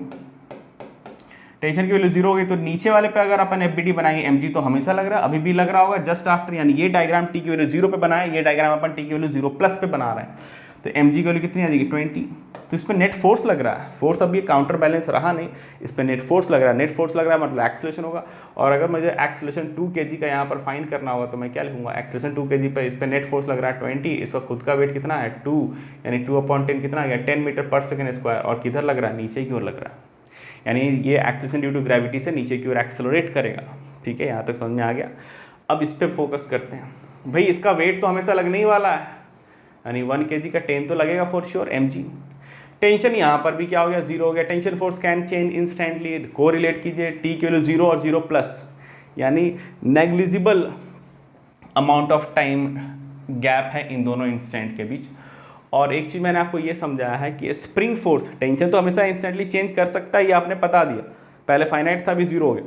लेकिन अगर मैं स्प्रिंग फोर्स की बात करूं तो स्प्रिंग का देखिए दोनों एंड जो है वो इनर्शिया से कनेक्टेड है। ऊपर भी आपके पास कुछ ना कुछ वॉल है, सीलिंग है, तो वो भी इनर्शिया दे रहा होगा, यहाँ भी इनर्शिया दे रहा होगा, यानी दोनों एंड इसका फ्री नहीं है।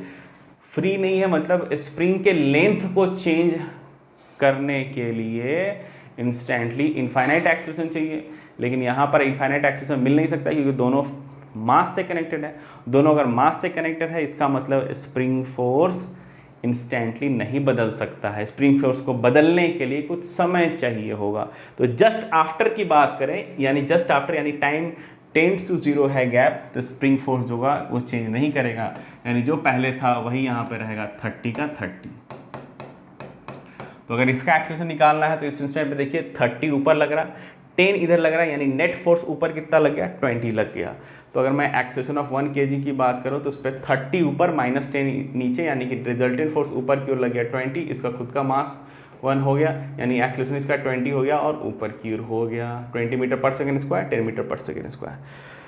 ठीक है, तो जो दो पॉइंट मैंने आपको समझाया है, अब उसका फिजिकल रेलिवेंस आपको समझ में आ रहा होगा प्रॉब्लम को सॉल्व करने के दौरान। String force can change it's value instantly, but spring force do not change it's value instantly unless and until उसका एक एंड इनर्शिया फ्री या मास फ्री ना हो जाए। मास फ्री होने के बाद मैंने आपको समझाया था एक्सेलरेशन इनफाइनाइट हो जाएगा और वो खट से अपने नेचुरल लेंथ को अचीव कर लेगा। खट से फट से कहने का मतलब ये होता है कि जो टाइम ड्यूरेशन लगता है, जो टाइम इंटरवल लगता है, वो टेंड्स टू जीरो रहता है। ठीक है, तो ये आपका आंसर हो गया, बढ़िया है, समझ में आ गया। चलिए अब इसी प्रॉब्लम को अपन सॉल्व करेंगे, लेकिन हम अब की बार हमने स्ट्रिंग को कट किया, अब अपने इसके बाद स्प्रिंग को कट करेंगे। फिर से अगले पेज पे चले आते हैं भाई।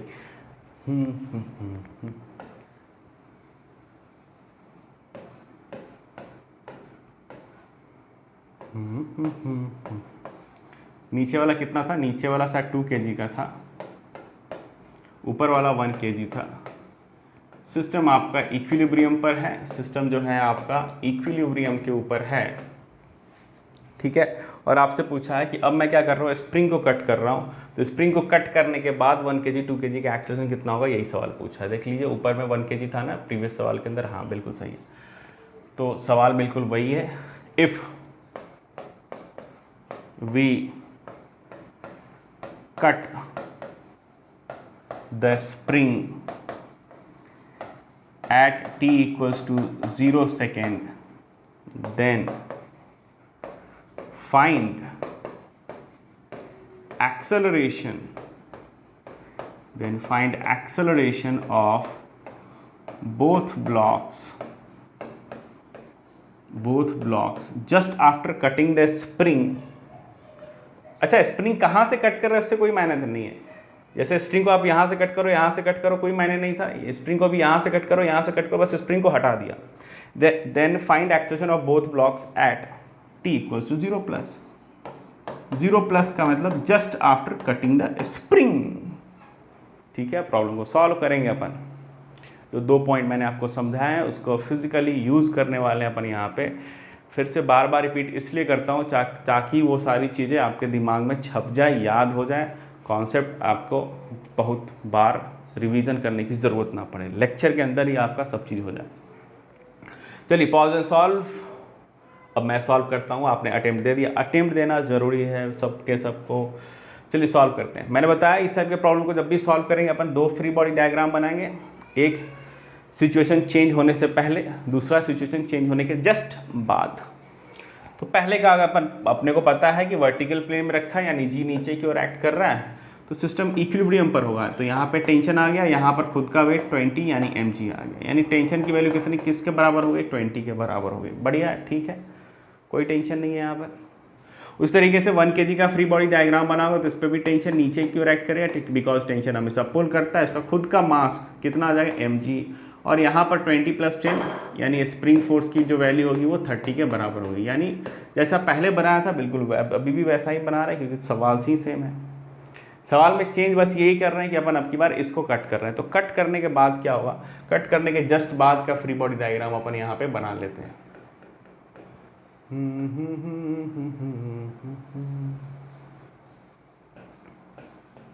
ये 1 kg है और यहाँ पर आपके पास 2 kg है। ठीक है, 1 kg है और 2 kg है। अच्छा, अब यहाँ पर सिस्टम इक्विलिब्रियम पर होगा ऐसा नहीं बता सकते। तो यहाँ पर अगर आप इसका एफबीटी बनाओगे तो mg तो फोर्स श्योर एक्ट करेगा, और टेंशन फोर्स को अपन जो यहाँ पे था वो यहाँ पे नहीं दिखा सकते, क्योंकि tension force can change instantly. तो टेंशन को यहाँ पे टी मान लिया। उसी तरीके से यहाँ पर भी अपन टेंशन को क्या मान लेते हैं, टी मान लेते हैं। इसका खुद का वेट mg, तो 10 इधर एक्ट करेगा। और स्प्रिंग फोर्स की अगर अपन कहानी कहें, स्प्रिंग फोर्स की अगर अपन कहानी कहें तो क्या होगा, स्प्रिंग फोर्स का देखिए, अगर अपन इस स्प्रिंग की बात करेंगे तो एक एंड, जैसे आपने स्प्रिंग को कट किया तो उसका एक एंड जो हो गया वो मासलेस हो गया। स्प्रिंग का अगर एक एंड मासलेस हो गया, इसका मतलब क्या, इसका मतलब ये है मासलेस यानी इनर्शियालेस। इसका मतलब ये है कि इस पे फोर्स की वैल्यू अगर अपन देखेंगे तो शुरुआत में तो इलोंगेशन था, इलोंगेशन की वजह से फोर्स फाइनाइट आ जाएगा k इंटू एक्स, लेकिन मास चूंकि जीरो है तो फाइनाइट अपॉन जीरो की वैल्यू इनफाइनाइट, यानी इस एंड का एक्सेलरेशन इनफाइनाइट होगा। और नेग्लिजिबल अमाउंट ऑफ टाइम में ही वो खट से जो भी इसका नया नेचुरल लेंथ होगा उसको अचीव कर लेगा। यानी जो आपको सेकेंड वाला पॉइंट यहाँ पे समझा रहा था मैं, उस पर अपन आते हैं। कहाँ गए, यहाँ पे देखिए ये वाला पॉइंट, यहाँ पर मासलेस है unless it's one of the ends है, दोनों एंड भी हो सकता है या वन ऑफ द एंड भी हो सकता है, इज मासलेस। मासलेस हो गया यानी खट से अपने नेचुरल लेंथ को अचीव कर सकता है विदाउट एनी टाइम लैग। समझ में आ रहा होगा आपको मेरे हिसाब से। चलिए, तो यहाँ पर आपने स्प्रिंग के एक एंड को मासलेस कर दिया है, यानी ये खट से अपने नेचुरल लेंथ को अचीव कर लेगा, यानी कि अब यहाँ पर स्प्रिंग फोर्स की वैल्यू क्या हो जाएगी, जीरो हो जाएगी। तो यहाँ पर स्प्रिंग फोर्स हो गया जीरो। ठीक है, अब यहाँ पर दो पॉसिबिलिटी है। दो पॉसिबिलिटी ये है कि अगर जस्ट आफ्टर की बात करूं और स्ट्रिंग टॉट है, जरूरी नहीं कि स्ट्रिंग हमेशा टॉट रहेगा, ठीक है ना। टेंशन की वैल्यू अगर पॉजिटिव आती है तो स्ट्रिंग टॉट होता है, टेंशन की वैल्यू अगर जीरो आती है तो स्ट्रिंग स्लैक करता है, टेंशन अगर निगेटिव भी आ गया मतलब वही स्लैक कर गया। ठीक है, तो यहाँ पर दो पॉसिबिलिटी, अगर स्ट्रिंग टॉट रहने वाला है, ध्यान से सुनिएगा मेरी बात, अगर स्ट्रिंग टॉट है इसका मतलब इसकी वेलोसिटी, इसका एक्सेलरेशन सेम होने वाला है। ठीक है, ठीक है ना। और अगर स्ट्रिंग ढीली है, स्लैक है, यानी इनके बीच दोनों, जितना ये मूव कर रहा है उतना ये मूव नहीं कर रहा है, इसका मतलब इसकी वेलोसिटी अलग होगी, इसका एक्सेलरेशन अलग हुआ। तो यहाँ पर दो केसेस निकल के आ रहे हैं, या तो दोनों ब्लॉक के एक्सेलरेशन सेम होंगे, एक्सेलरेशन सेम होगा तो टेंशन जो होगा वो ग्रेटर देन जीरो होगा, या दोनों ब्लॉक के एक्सेलरेशन जो होंगे वो अलग अलग होंगे, उस समय टेंशन की वैल्यू क्या हो जाएगी, निगेटिव या इक्वल टू जीरो हो जाएगी। ठीक है, तो दोनों में से कौन सा केस होगा, इसको डील करने के लिए अपन क्या करते हैं, फिर से जब भी कुछ समझ में नहीं आता तो आप किसी एक केस को आगे लेके बढ़ोगे, अपने आप सॉल्व होकर वो क्रॉस वेरीफाई हो जाता है। तो फिर अपन इसके आगे इस तरीके से मूव करते हैं। अपन क्या करते हैं, दोनों को कॉमन एक्सेलरेशन प्रोवाइड कर देते हैं। ठीक है ना, अपन मान लेते हैं कि ऊपर वाला ब्लॉक और नीचे वाला ब्लॉक दोनों के पास एक्सेलरेशन कितना है, सेम है। जैसे मैंने इसको भी एक्सेलरेशन मैंने सेम मान लिया a, और इसका भी एक्सेलरेशन सेम मान लिया a। एक्सेलरेशन की वैल्यू फाइंड कर लेंगे अपन इस तरीके से, और एक्सेलरेशन की वैल्यू फाइंड करने के बाद अपन क्या करेंगे, इस टेंशन की वैल्यू कैलकुलेट करेंगे। और अगर टेंशन की वैल्यू ग्रेटर देन जीरो आ गई, इसका मतलब स्ट्रिंग टॉट है, इसका मतलब जितना ये मूव कर रहा है उतना ये मूव कर रहा है, जितना ये मूव कर रहा है उतना ये मूव कर रहा है। इसका मतलब जितनी इसकी वेलोसिटी उतनी इसकी वेलोसिटी, जिसका इतना एक्सेलरेशन उतना इसका एक्सेलरेशन, मतलब हमने जो सॉल्व किया वो सही है।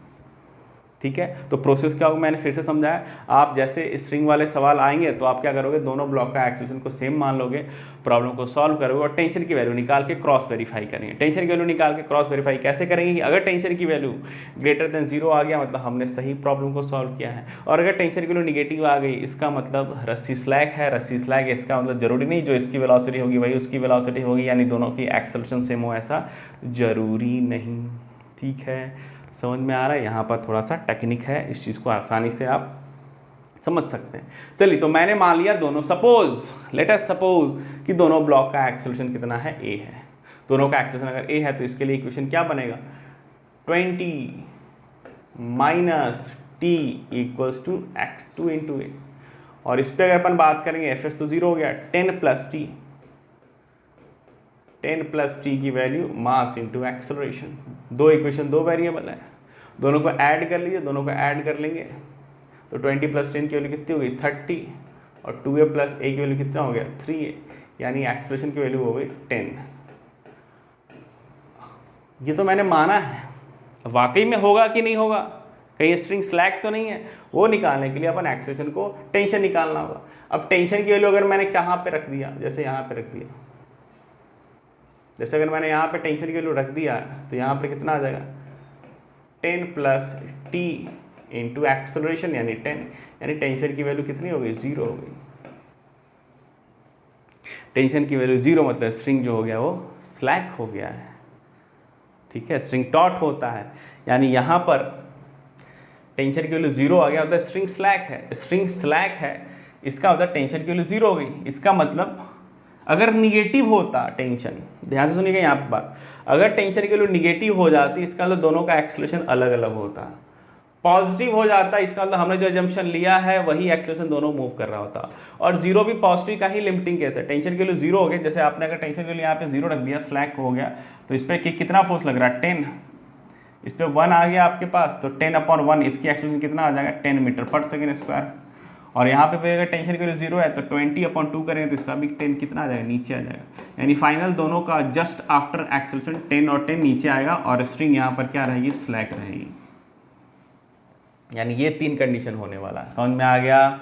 मान लीजिए टेंशन की वैल्यू पॉजिटिव निकल के आती तो यही आंसर होता। टेंशन की वैल्यू 0 भी आ गई मतलब वो लिमिटिंग केस है, जस्ट स्लैक हो गया भाई, स्लैक हो गया तो यहाँ पर एफएस की वैल्यू भी 0 हो रहा है, इसलिए दोनों की अलग अलग कहानी आ रही है, ठीक है ना। टेंशन को 0 मतलब, और टेंशन की वैल्यू अगर निगेटिव आती तो एक्सेलरेशन फोर्स श्योर डिफरेंट हो जाता। टेंशन की वैल्यू 0 होने से भी दोनों का एक्सेलरेशन सेम क्यों आ रहा है, क्योंकि ये 0 है। अगर ये इसके लिए नॉन 0 होती तो ऑब्वियसली इसका एक्सेलरेशन बदल जाता है क्योंकि स्ट्रिंग स्लैक हो गया, ठीक है। आप फिर से क्रॉस वेरीफाई भी कर सकते हो भाई। ख़त्म हो गया 20 10 plus T kilo mass into acceleration लिख दिया, 20 minus T kilo mass into acceleration 2 into A लिख दिया, दोनों को ऐड कर दिया, 20 प्लस 10 1 किलो 30 10 आ गया। 1 किलो 10 रखने पे आपके टेंशन किलो 0 आ गई, टेंशन किलो 0 मतलब 10 किलो 1, ठीक है, 20/2 10 बढ़िया सॉल्व किया। तो लास्ट में क्या होगा, just after cutting the spring क्या होगा, टेंशन की वैल्यू 0 हो जाएगी। देखिए 20 से ये 0 हो गया खट से, ठीक है। क्यों 0 हो रहा है, इसलिए 0 नहीं हो रहा है कि इसको मैंने कट किया, इसको कट करने के भी जस्ट बाद ये 0 हो जा रहा है, ये सॉल्व करके आ रही है और दोनों का एक्सेलरेशन भी हमने फाइंड कर लिया, ठीक है, बढ़िया, समझ में आ गया। एक और प्रॉब्लम सॉल्व करेंगे इसी कॉन्सेप्ट पे, ऊपर देखते हैं।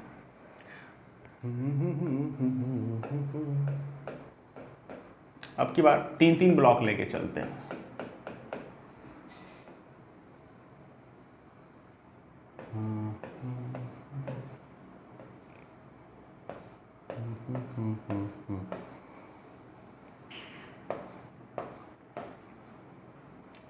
इसका वेट अपन ले लेते हैं 2 kg,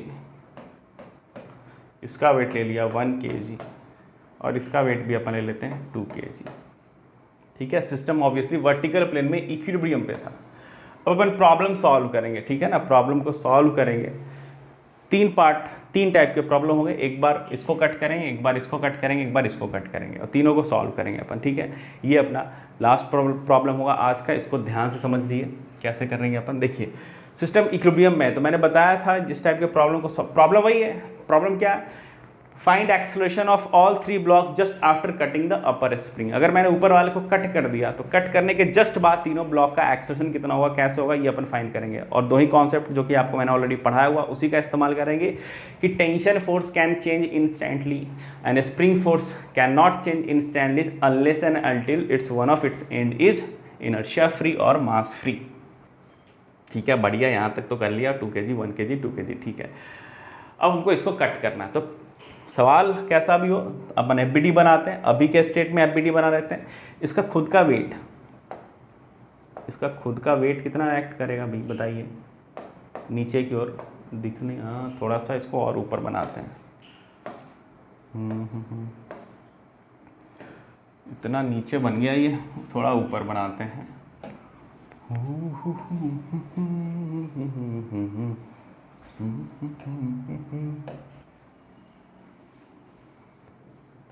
2 kg, यहाँ पर 1 kg दे रखा था नहीं, और 1 kg के बाद स्प्रिंग लगा दिया था हमने 2 kg के ऊपर। एफबीडी बनाते हैं, ये 2 kg का 20 वेट लगेगा। इसको चूंकि इक्विलिब्रियम पर है तो स्प्रिंग फोर्स को यहाँ पर इस डायरेक्शन में होना पड़ेगा, कितना होना पड़ेगा 20 होना पड़ेगा, तभी तो इसको काउंटर बैलेंस करेगा। फिर यहाँ पर स्प्रिंग फोर्स को भी 20 होना पड़ेगा। अब ये स्प्रिंग कैसा है, वो पुल कर रहा है, खींच रहा है, मतलब वो इलांगेटेड स्टेट में होगा तो इसको भी खींचेगा, ठीक है, 20 से खींचेगा। इसका खुद का वेट 10, 20 प्लस 10 काउंटर बैलेंस करने के लिए यहाँ पर टेंशन की वैल्यू कितनी आ जाएगी 30 आ जाएगी, यहाँ पर भी टेंशन की वैल्यू कितनी आ जाएगी 30 आ जाएगी। खुद का वेट कितना है mg 20 आ गया, 30 प्लस 20 यहाँ पर स्प्रिंग फोर्स कितना आ गया 50 आ गया, ठीक है, फिर से देखिए 20 को काउंटर बैलेंस करने के लिए स्प्रिंग 20 लगाएगा, यहाँ भी 20 लग गया, 20 + 10 30, 30 + 20 50। सही है, ये फ्री बॉडी डायग्राम बन गया हर एक ब्लॉक का। कब? जब हमने कुछ सिस्टम में चेंज नहीं लाया था। अब पार्ट ए, जब अपन इसको कट करते हैं, इसको कट करने के बाद अगर अपन FBD बनाएंगे तो कैसा होगा भाई? इसको कट करने के बाद FBD मैं जस्ट यहीं पे बना लेता हूँ। ये तो आपका ख़त्म हो गया, ये 2 kg था, ये आपके पास 1 kg था, और ये आपके पास ये स्प्रिंग है, सॉरी ये भी कितना होगा? 2 kg होगा। अब FBD बनाते हैं भाई। देखिए यहाँ पर तो 20 लगेगा फॉर श्योर, जस्ट आफ्टर की बात कर रहे हैं। तो इस स्प्रिंग पे अगर अपन फोकस करेंगे तो इस स्प्रिंग का दोनों एंड जो है वो मास के साथ कनेक्टेड है, यानी कि इसको फाइनाइट चेंज लाने में समय लगेगा, इंस्टेंटली चेंज नहीं करेगा। यानी अभी जो फोर्स लग रहा होगा वही फोर्स इसको अभी भी लग रहा होगा, यानी इस पर अभी भी 20 फोर्स लग रहा होगा। यानी एक बात तो श्योर हो गया कि इस पर नेट फोर्स 0 हो गया, यानी इसका एक्सेलरेशन कितना हो गया? 0 हो गया। इस साइड दिखा देते हैं, इसका एक्सेलरेशन कितना हो गया? 0 हो गया। ये तो हमने फाइंड कर लिया। यहाँ पर भी 20 लग जाएगा, क्योंकि स्प्रिंग फोर्स ये वाला इंस्टेंटली चेंज इसलिए नहीं कर रहा है क्योंकि इसके दोनों एंड पे मास कनेक्टेड है। इसका खुद का वेट 10 तो इधर लग जाएगा। टेंशन फोर्स इंस्टेंटली चेंज कर सकता है, इसलिए अपन इसको T से ही रिप्रेजेंट करेंगे, इसको भी अपन T से रिप्रेजेंट करेंगे। इसका खुद का वेट 20, और यहाँ पर चूंकि एक एंड आपका मासलेस हो गया स्प्रिंग का, तो ये फोर्स इंस्टेंटली 0 हो जाएगा। क्यों? क्योंकि एक्सेलरेशन इनफाइनाइट हो गया मास फ्री एंड का, और वो फट से विदाउट एनी टाइम बैक अपनी नेचुरल लेंथ को अचीव कर लेगा, और यहाँ पर स्प्रिंग फोर्स कितनी हो जाएगी? 0 हो जाएगी। फिर से वही पार्ट आपके पास आ गया कि अब फिर से ये दो ब्लॉक के ऊपर अपन डिस्कशन करेंगे। ये दोनों ब्लॉक अगर टेंशन की वैल्यू ग्रेटर देन 0 होगा तो इकट्ठे मूव कर रहा होगा, 0 या निगेटिव होगा तो हो सकता है अलग अलग मूव करेगा। फिर से अपने को क्रॉस वेरीफाई करना पड़ेगा। आइए भाई, इसकी अगर अपन बात करें, इस 1 kg वाले पे बात करेंगे तो 1 kg पे 20 + 10 20 + 10 कितना लग रहा है? 30 नीचे की ओर लग रहा है और टेंशन ऊपर की ओर लग रहा है। तो शुरुआत में आपको दोनों का एक्सेलरेशन ए सेम मान लेना है, फिर अपन इसको बाद में क्रॉस वेरीफाई करेंगे जैसे कि लास्ट सवाल के अंदर किया था। तो 20 + 10 30, 30 - t की वैल्यू कितनी हो जाएगी? मास इंटू एक्सेलरेशन। उसी तरीके से 2 kg पे भी अपन बात करें, ऊपर स्प्रिंग फोर्स 0 हो गया तो 20 + t आ जाएगा, नीचे इस पर सिर्फ 20 + t आ रहा है, और इसके लिए कितनी हो जाएगी? मास इंटू एक्सेलरेशन। दोनों का एक्सेलरेशन फिलहाल मैंने कॉमन माना है, सेम माना है, क्रॉस वेरीफाई भी कर लेंगे। तो ये बन गया 30 - t मास इंटू एक्सेलरेशन, 20 + t मास इंटू एक्सेलरेशन, 2a दोनों को ऐड कीजिए भाई, टेंशन खत्म हो गया। 30 + 10 की वैल्यू 30 + 20 की वैल्यू कितनी होगी? 50 यहाँ पर हो गया, और यहाँ पर एक्सेलरेशन कितनी होगी? 1a + 2a यानी कि थ्राइस है। एक्सेलरेशन की वैल्यू आ गई 50/3। और अगर एक्सेलरेशन की वैल्यू 50/3 आ गई तो टेंशन की वैल्यू कैसे फाइंड करेंगे अपन? इसको यहाँ पे डाल दिया, इसको यहाँ पे डाल लेते हैं तो आप देख सकते हो यहाँ पे 30 है माइनस टेंशन की वैल्यू 50/3 है। तो टेंशन की वैल्यू अगर अपन यहाँ से कैलकुलेट करेंगे तो आ जाएगा आपके पास 30 - 50/3। ये इसके लिए कितनी आ रही है? ऑब्वियसली 0 या निगेटिव तो नहीं आ रहा। 3 3 = 90 - 50 यानी 40/3। ये फाइनाइट है, पॉजिटिव है। पॉजिटिव है इसका मतलब स्ट्रिंग टॉट है, स्ट्रिंग टॉट है यानी जितना ये मूव करेगा उतना ही ये मूव करेगा, जितनी इसकी वेलोसिटी होगी उतना ही इसकी वेलोसिटी होगी, जितना इसका एक्सेलरेशन होगा उतना ही उसका एक्सेलरेशन होगा। और हमने जो प्रॉब्लम जो ये एजम्पशन लेकर सॉल्व किया कि दोनों का एक्सेलरेशन सेम है, वो बिल्कुल क्रॉस वेरीफाइड हो गया। अगर टेंशन की वैल्यू 0 हो जाती या निगेटिव हो जाती तब 0 के लिए तो आप आसानी से सॉल्व कर लेते, यहाँ पे 0 0 रखते, इसकी एक्सेलरेशन निकाल लेते। निगेटिव के लिए क्या करते हैं? निगेटिव अगर टेंशन हो जाता है इसका मतलब वाकई में tension can not be negative, tension is always pulling force. ध्यान से सुनिएगा मेरी बात, छोटी छोटी बात है, कॉन्सेप्ट को समझा रहा हूँ। टेंशन इज ऑलवेज पुलिंग, और पुलिंग के डायरेक्शन में आपने फोर्स लगा दिया है तो यहाँ से टेंशन की जो वैल्यू होगी वो 0 या पॉजिटिव ही होनी चाहिए। निगेटिव अगर आ गया मतलब स्ट्रिंग स्लैग कर गया है, और उस केस में भी जब स्ट्रिंग स्लैग कर जाता है, ढीला पड़ जाता है, तो टेंशन जो कि पुश तो कर नहीं सकता, निगेटिव हो नहीं सकता है, इसका मतलब आपको 0 लेके सॉल्व करना पड़ता है। ठीक है, बढ़िया। तो tension can not be negative, ये चीज़ को ध्यान रखिएगा। अगर निगेटिव आ रहा है इसका यही मतलब है कि स्ट्रिंग रोप जो हो गया है वो स्लैग हो गया है, ढीली पड़ गई है, टेंशन की वैल्यू 0 है वाकई में। ठीक है, तो यहाँ पे अपना प्रॉब्लम हो गया है सॉल्व, यानी फाइनल मैं आंसर को यहीं पे लिख देता हूँ। इसको हटा लीजिए, ये प्रॉब्लम को आपने होपफुली नोट कर लिया है, इसको मैं हटा देता हूँ और फाइनल आंसर लिखते हैं। एक्सेलरेशन कितना आ गया भाई? 50/3 याद रखिएगा, और नीचे की ओर आ रहा है, बढ़िया। 50/3 यानी कि 5g/3 आ रहा होगा।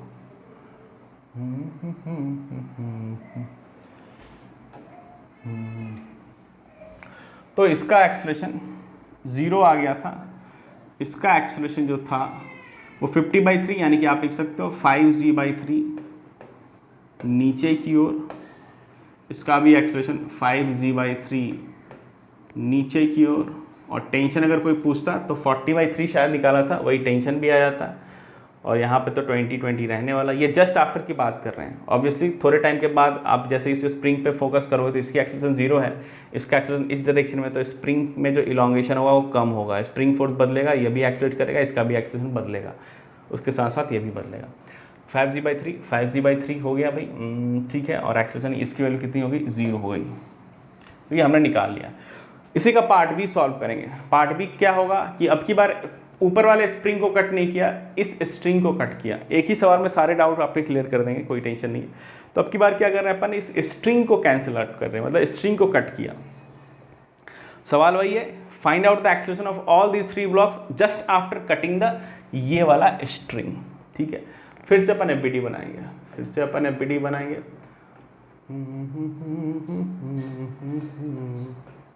ये आपका कट गया है,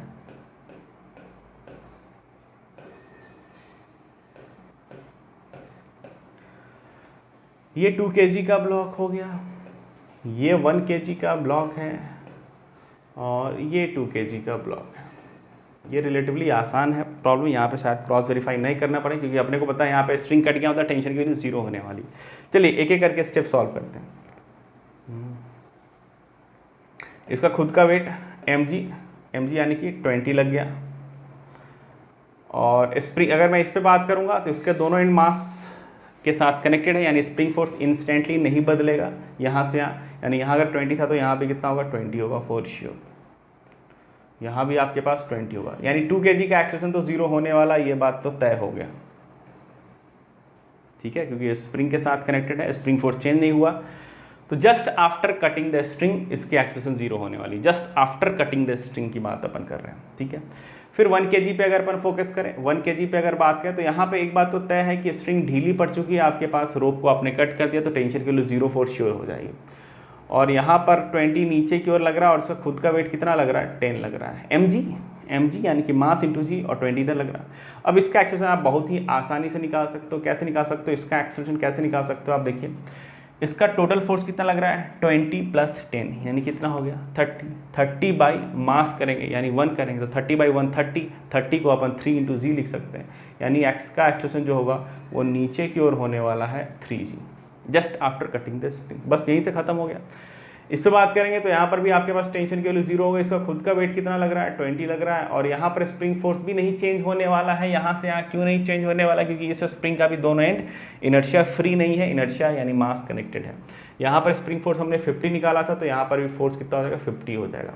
अगर मैं इस ब्लॉक के एक्सेलरेशन की बात करूँगा तो 50 ऊपर लग रहा है, 20 नीचे लग रहा है, यानी 50 - 20 नेट कितना लग गया, 30 लग गया। नेट कितना लग गया, 30 लग गया, और 30/2 करोगे, 30/2 करोगे तो कितना आ गया भाई, 30/2 करने पे आपके पास आ गया 15 को अपन लिख सकते हैं 1.5 × 10 यानी कि 1.5 g आप इसको लिख सकते हो। लिख लीजिए, यहाँ पर जगह थोड़ा सा बनाते हैं, एक्सेलरेशन को लिखते हैं 1.5 g, और किधर होगा, ऊपर की ओर होगा, फोर्स ऊपर लग रहा है, ठीक है। फटाफट देख लीजिएगा भाई, स्प्रिंग फोर्स चेंज नहीं था, 20 यहाँ पे, 20 यहाँ पे, एक्सेलरेशन 0, यहाँ पे टेंशन की वैल्यू 0 हो गई, यहाँ पे 20 + 10 30 था, 3g net force downward, acceleration downward. यहाँ पर स्प्रिंग फोर्स बदला नहीं, 50 का 50 नीचे 20 टेंशन 0 हो गया, 50 - 20 करेंगे कितना आ गया, 30/2 करोगे, क्योंकि मास 2 kg दे रखा, तो आपके पास 15 आएगा, 1.5 g एक्सेलरेशन, खत्म हो गया। ये बहुत ही सिंपल था, ठीक है। अब लास्ट पार्ट है कि अगर मैंने अब इसको कट कर दिया तो तीनों ब्लॉक का acceleration just after cutting the lower most spring आपसे पूछा गया। इसको यहाँ पे डील कर लेते हैं, ठीक है ना। 3 पार्ट है इस प्रॉब्लम के, मैंने आपको बताया। पहले पार्ट में हमने क्या किया था, इस स्प्रिंग को कट किया था, प्रॉब्लम को सॉल्व किया था। दूसरे पार्ट में हमने इस स्प्रिंग को कट किया, प्रॉब्लम को सॉल्व किया। और अब लास्ट पार्ट है कि find acceleration of all 3 blocks just after cutting the lower most ये वाला स्प्रिंग, ठीक है। सवाल क्लियर है ना। तो आइए समझते हैं, लिखते हैं भाई। ये आपके पास डायग्राम बना लीजिए, अब आपने क्या किया है, इसको कट कर दिया, ये 2 kg, ये 1 kg और यहाँ पर भी आपके पास 2 kg। अगर मैं लोअर मोस्ट स्प्रिंग की बात करूँ, लोअर मोस्ट को ही आपने कट कर दिया मतलब एक एंड को आपने इनर्शिया फ्री कर दिया, इनर्शिया फ्री मतलब मास फ्री मतलब एक्सेलरेशन इनफाइनाइट मतलब वो फट से जो भी इसका नया नेचुरल लेंथ पोजीशन होगा उसको अचीव कर लेगा और स्प्रिंग फोर्स यहाँ पे कितना हो जाएगा, 0 हो जाएगा। स्प्रिंग फोर्स 0 यानी इस पर जो नेट फोर्स लग रहा है कितना लग रहा है, 20 mg की वजह से, वही इसको एक्सलेट कराएगा। तो 20/2 कितना आ जाएगा, 10 आ जाएगा, दैट इज g। अगर g के टर्म में अपन बात करें तो एक्सेलरेशन इसका g होगा और नीचे की ओर होगा, डायरेक्शन भी बताते चलते हैं अपन, ठीक है, बढ़िया हो गया। यहाँ पर भी स्प्रिंग फोर्स 0 हो गया, ये तो अपने को पता ही है, लेकिन इसका वेट 10 आ जाएगा। यहाँ पर टेंशन बदल जाएगा इन जनरल, तो यहाँ पर भी टेंशन मैंने T मान लिया और ये स्प्रिंग फोर्स की वैल्यू बदलेगी नहीं, जो यहाँ पर थी वही यहाँ पर होने वाली, क्योंकि इस स्प्रिंग का कंडीशन हमने चेंज नहीं किया। जस्ट आफ्टर, जो ऊपर नीचे दोनों मास है, तो just after cutting the spring ये भी कितनी होने वाली है आपके पास, 50 का 50 रहने वाला है। ये फ्री बॉडी डायग्राम बना लिया आपने, इसका एक्सेलरेशन ऑलरेडी फाइंड कर लिया है। अब ऊपर वाले दोनों का एक्सेलरेशन फाइंड करना। फिर यहाँ पर दो पॉसिबिलिटी निकलती है कि या तो दोनों का एक्सेलरेशन सेम हो, नीचे की ओर ए या ऊपर की ओर भी दिखा सकते हैं, that's not a big issue. फिलहाल मैंने ए मान लिया, ठीक है। ये हो भी सकता है, नहीं भी हो सकता है। एक्सेलरेशन सेम कब होगा, जब टेंशन की वैल्यू आपके पास पॉजिटिव होगी। अगर 0 या निगेटिव हो गया मतलब स्प्रिंग स्लैग कर गया, उस केस में जरूरी नहीं कि दोनों का एक्सेलरेशन सेम ही हो। तो मैं एक केस को लेके आगे बढ़ता हूँ, फिर क्रॉस वेरीफाई करूँगा। तो दोनों का एक्सेलरेशन मैंने ए मान लिया। इसके लिए अगर अपन इक्वेशन लिखेंगे तो क्या लिखेंगे भाई, टेंशन नीचे, अच्छा इसका खुद का वेट भी तो लग रहा है, ये हमने दिखाया ही नहीं, 20। फिर से एफबीटी देख लीजिए भाई, वेट आपने दिखा दिया, यहाँ स्प्रिंग फोर्स 0, टेंशन ऊपर की ओर लग रहा है, यहाँ पे टेंशन नीचे की ओर, 50 ऊपर, ठीक है। तो 50 माइनस नहीं नीचे की ओर है, तो टेंशन प्लस 20, ये नीचे की ओर फोर्स लग गया, टेंशन प्लस 20 माइनस 50 की वैल्यू कितनी, किसके बराबर होगी, मास इंटू एक्सेलरेशन के बराबर होगी, ठीक है। ऊपर वाले के लिए लिखा। नीचे वाले के लिए अगर अपन लिखेंगे तो नीचे वाले पे सिर्फ नीचे शायद mg फोर्स लग रहा है 10 और टेंशन अपोजिट डायरेक्शन में लग रहा है, तो 10 माइनस टी की वैल्यू कितना आ जाएगा, मास इंटू एक्सेलरेशन। दोनों इक्वेशन को ऐड करेंगे, टेंशन खत्म हो जाएगा। और देखिए 20 प्लस 10 30 माइनस 50 कितना आ गया, एक्सेलरेशन निगेटिव आ रहा है, कोई बात नहीं। तो 20 प्लस 10 30 माइनस 50 कितना आ गया, माइनस 20, और इधर आपके पास 2a प्लस 3a यानी एक्सेलरेशन 3 आ गया। यानी एक्सेलरेशन को आप लिख सकते हो माइनस ऑफ 20/3 यानी कि 2g/3 लिख सकते हैं, ठीक है। -30 प्लस 10 माइनस 20 लिख दिया और 2a प्लस, ठीक है। अब इस पर अपने क्रॉस वेरीफाई भी करना होगा कि क्या वाकई में दोनों का एक्सेलरेशन सेम है, दोनों का एक्सेलरेशन सेम है कि नहीं है। उसके लिए अपन क्या करेंगे, टेंशन की वैल्यू कैलकुलेट कर लेते हैं। यहाँ से टेंशन की वैल्यू आप आसानी से कैलकुलेट कर सकते हो। इस वाले इक्वेशन से आप देख सकते हो टेंशन की वैल्यू कितनी आ जाएगी, 10 माइनस 1 है यानी एक्सेलरेशन, और एक्सेलरेशन की वैल्यू आपने ऑलरेडी निकाला हुआ -20/3, तो टेंशन की वैल्यू पॉजिटिव आ रही है। 3 10 जा या 10 3 जा 30 माइनस 20 या 50/3 न्यूटन आ गया। टेंशन पॉजिटिव आ गया मतलब मेरा एजम्पशन सही है, दोनों ब्लॉक का एक्सेलरेशन सेम होने वाला है और जो हमने फाइंड किया है वही होने वाला। माइनस क्या इंडिकेट कर रहा है कि डायरेक्शन एजम्पशन आपने गलत लिया, वाकई में एक्सेलरेशन जो होगा वो किधर होगा, ऊपर की ओर होगा। यानी इसकी एक्सेलरेशन जो होगी वो 2g/3 ऊपर की ओर होने वाली है, और इसकी एक्सेलरेशन भी होने वाला है 2g/3 ऊपर की ओर होने वाला है, और टेंशन जो आपने निकाला है 50/3 वो भी आपका सही है। लेकिन समहाउ अगर टेंशन की वैल्यू 0 या निगेटिव आ गया होता तो अपन ये मान के चलते कि स्ट्रिंग ढीली पड़ गई है, स्लैग पड़ गया है, और उस समय जरूरी नहीं कि दोनों का एक्सेलरेशन सेम हो। अगर टेंशन की वैल्यू निगेटिव आ गया इसका मतलब ये नहीं कि आप टेंशन यहाँ पे निगेटिव यूज कर लोगे, नहीं, tension can not be negative, tension can not push. Tension अगर निगेटिव आ गया मतलब आपको बस यही दिमाग में बिठाना है कि स्ट्रिंग स्लैग हो गई है, और जब स्लैग हो गया तो टेंशन 0 हो गया। तो टेंशन को 0 लेके जो भी एक्सेलरेशन निकल के आता, इन जनरल अपन अलग अलग मान के चलते हैं। सेम आ गया तो कोई बड़ी इशू वाली बात नहीं है, अपन प्रॉब्लम को सॉल्व कर लेते हैं, ठीक है। तो मेरे हिसाब से अब आपको कटिंग ऑफ स्ट्रिंग के कॉन्सेप्ट को क्लियर आपने कर लिया। बस 2 रूल याद रखिएगा, tension force can change instantly और spring force can not change instantly unless and until its one of its end is inertia free और मास फ्री, ठीक है। तो आज के लेक्चर के अंदर हमने स्प्रिंग फोर्स से रिलेटेड छोटी छोटी बातें को कवर कर लिया है। मेरे हिसाब से spring through out the mechanics आता रहेगा, स्प्रिंग से डरने की ज़रूरत नहीं है। टेंशन और स्प्रिंग में क्या डिफरेंस है, क्या सिमिलरिटीज़ है, हमने ऑलरेडी डिस्कस किया हुआ है। ठीक है, मिलते हैं अपन नेक्स्ट क्लास के अंदर। नेक्स्ट क्लास में एप्लीकेशन वेट के बारे में कुछ अपन बातें करेंगे। ठीक है, चलिए भाई, तब तक के लिए सब लोग पढ़ते रहिए, मस्त रहिए और ज़बरदस्त रहिए। ठीक है, बाय।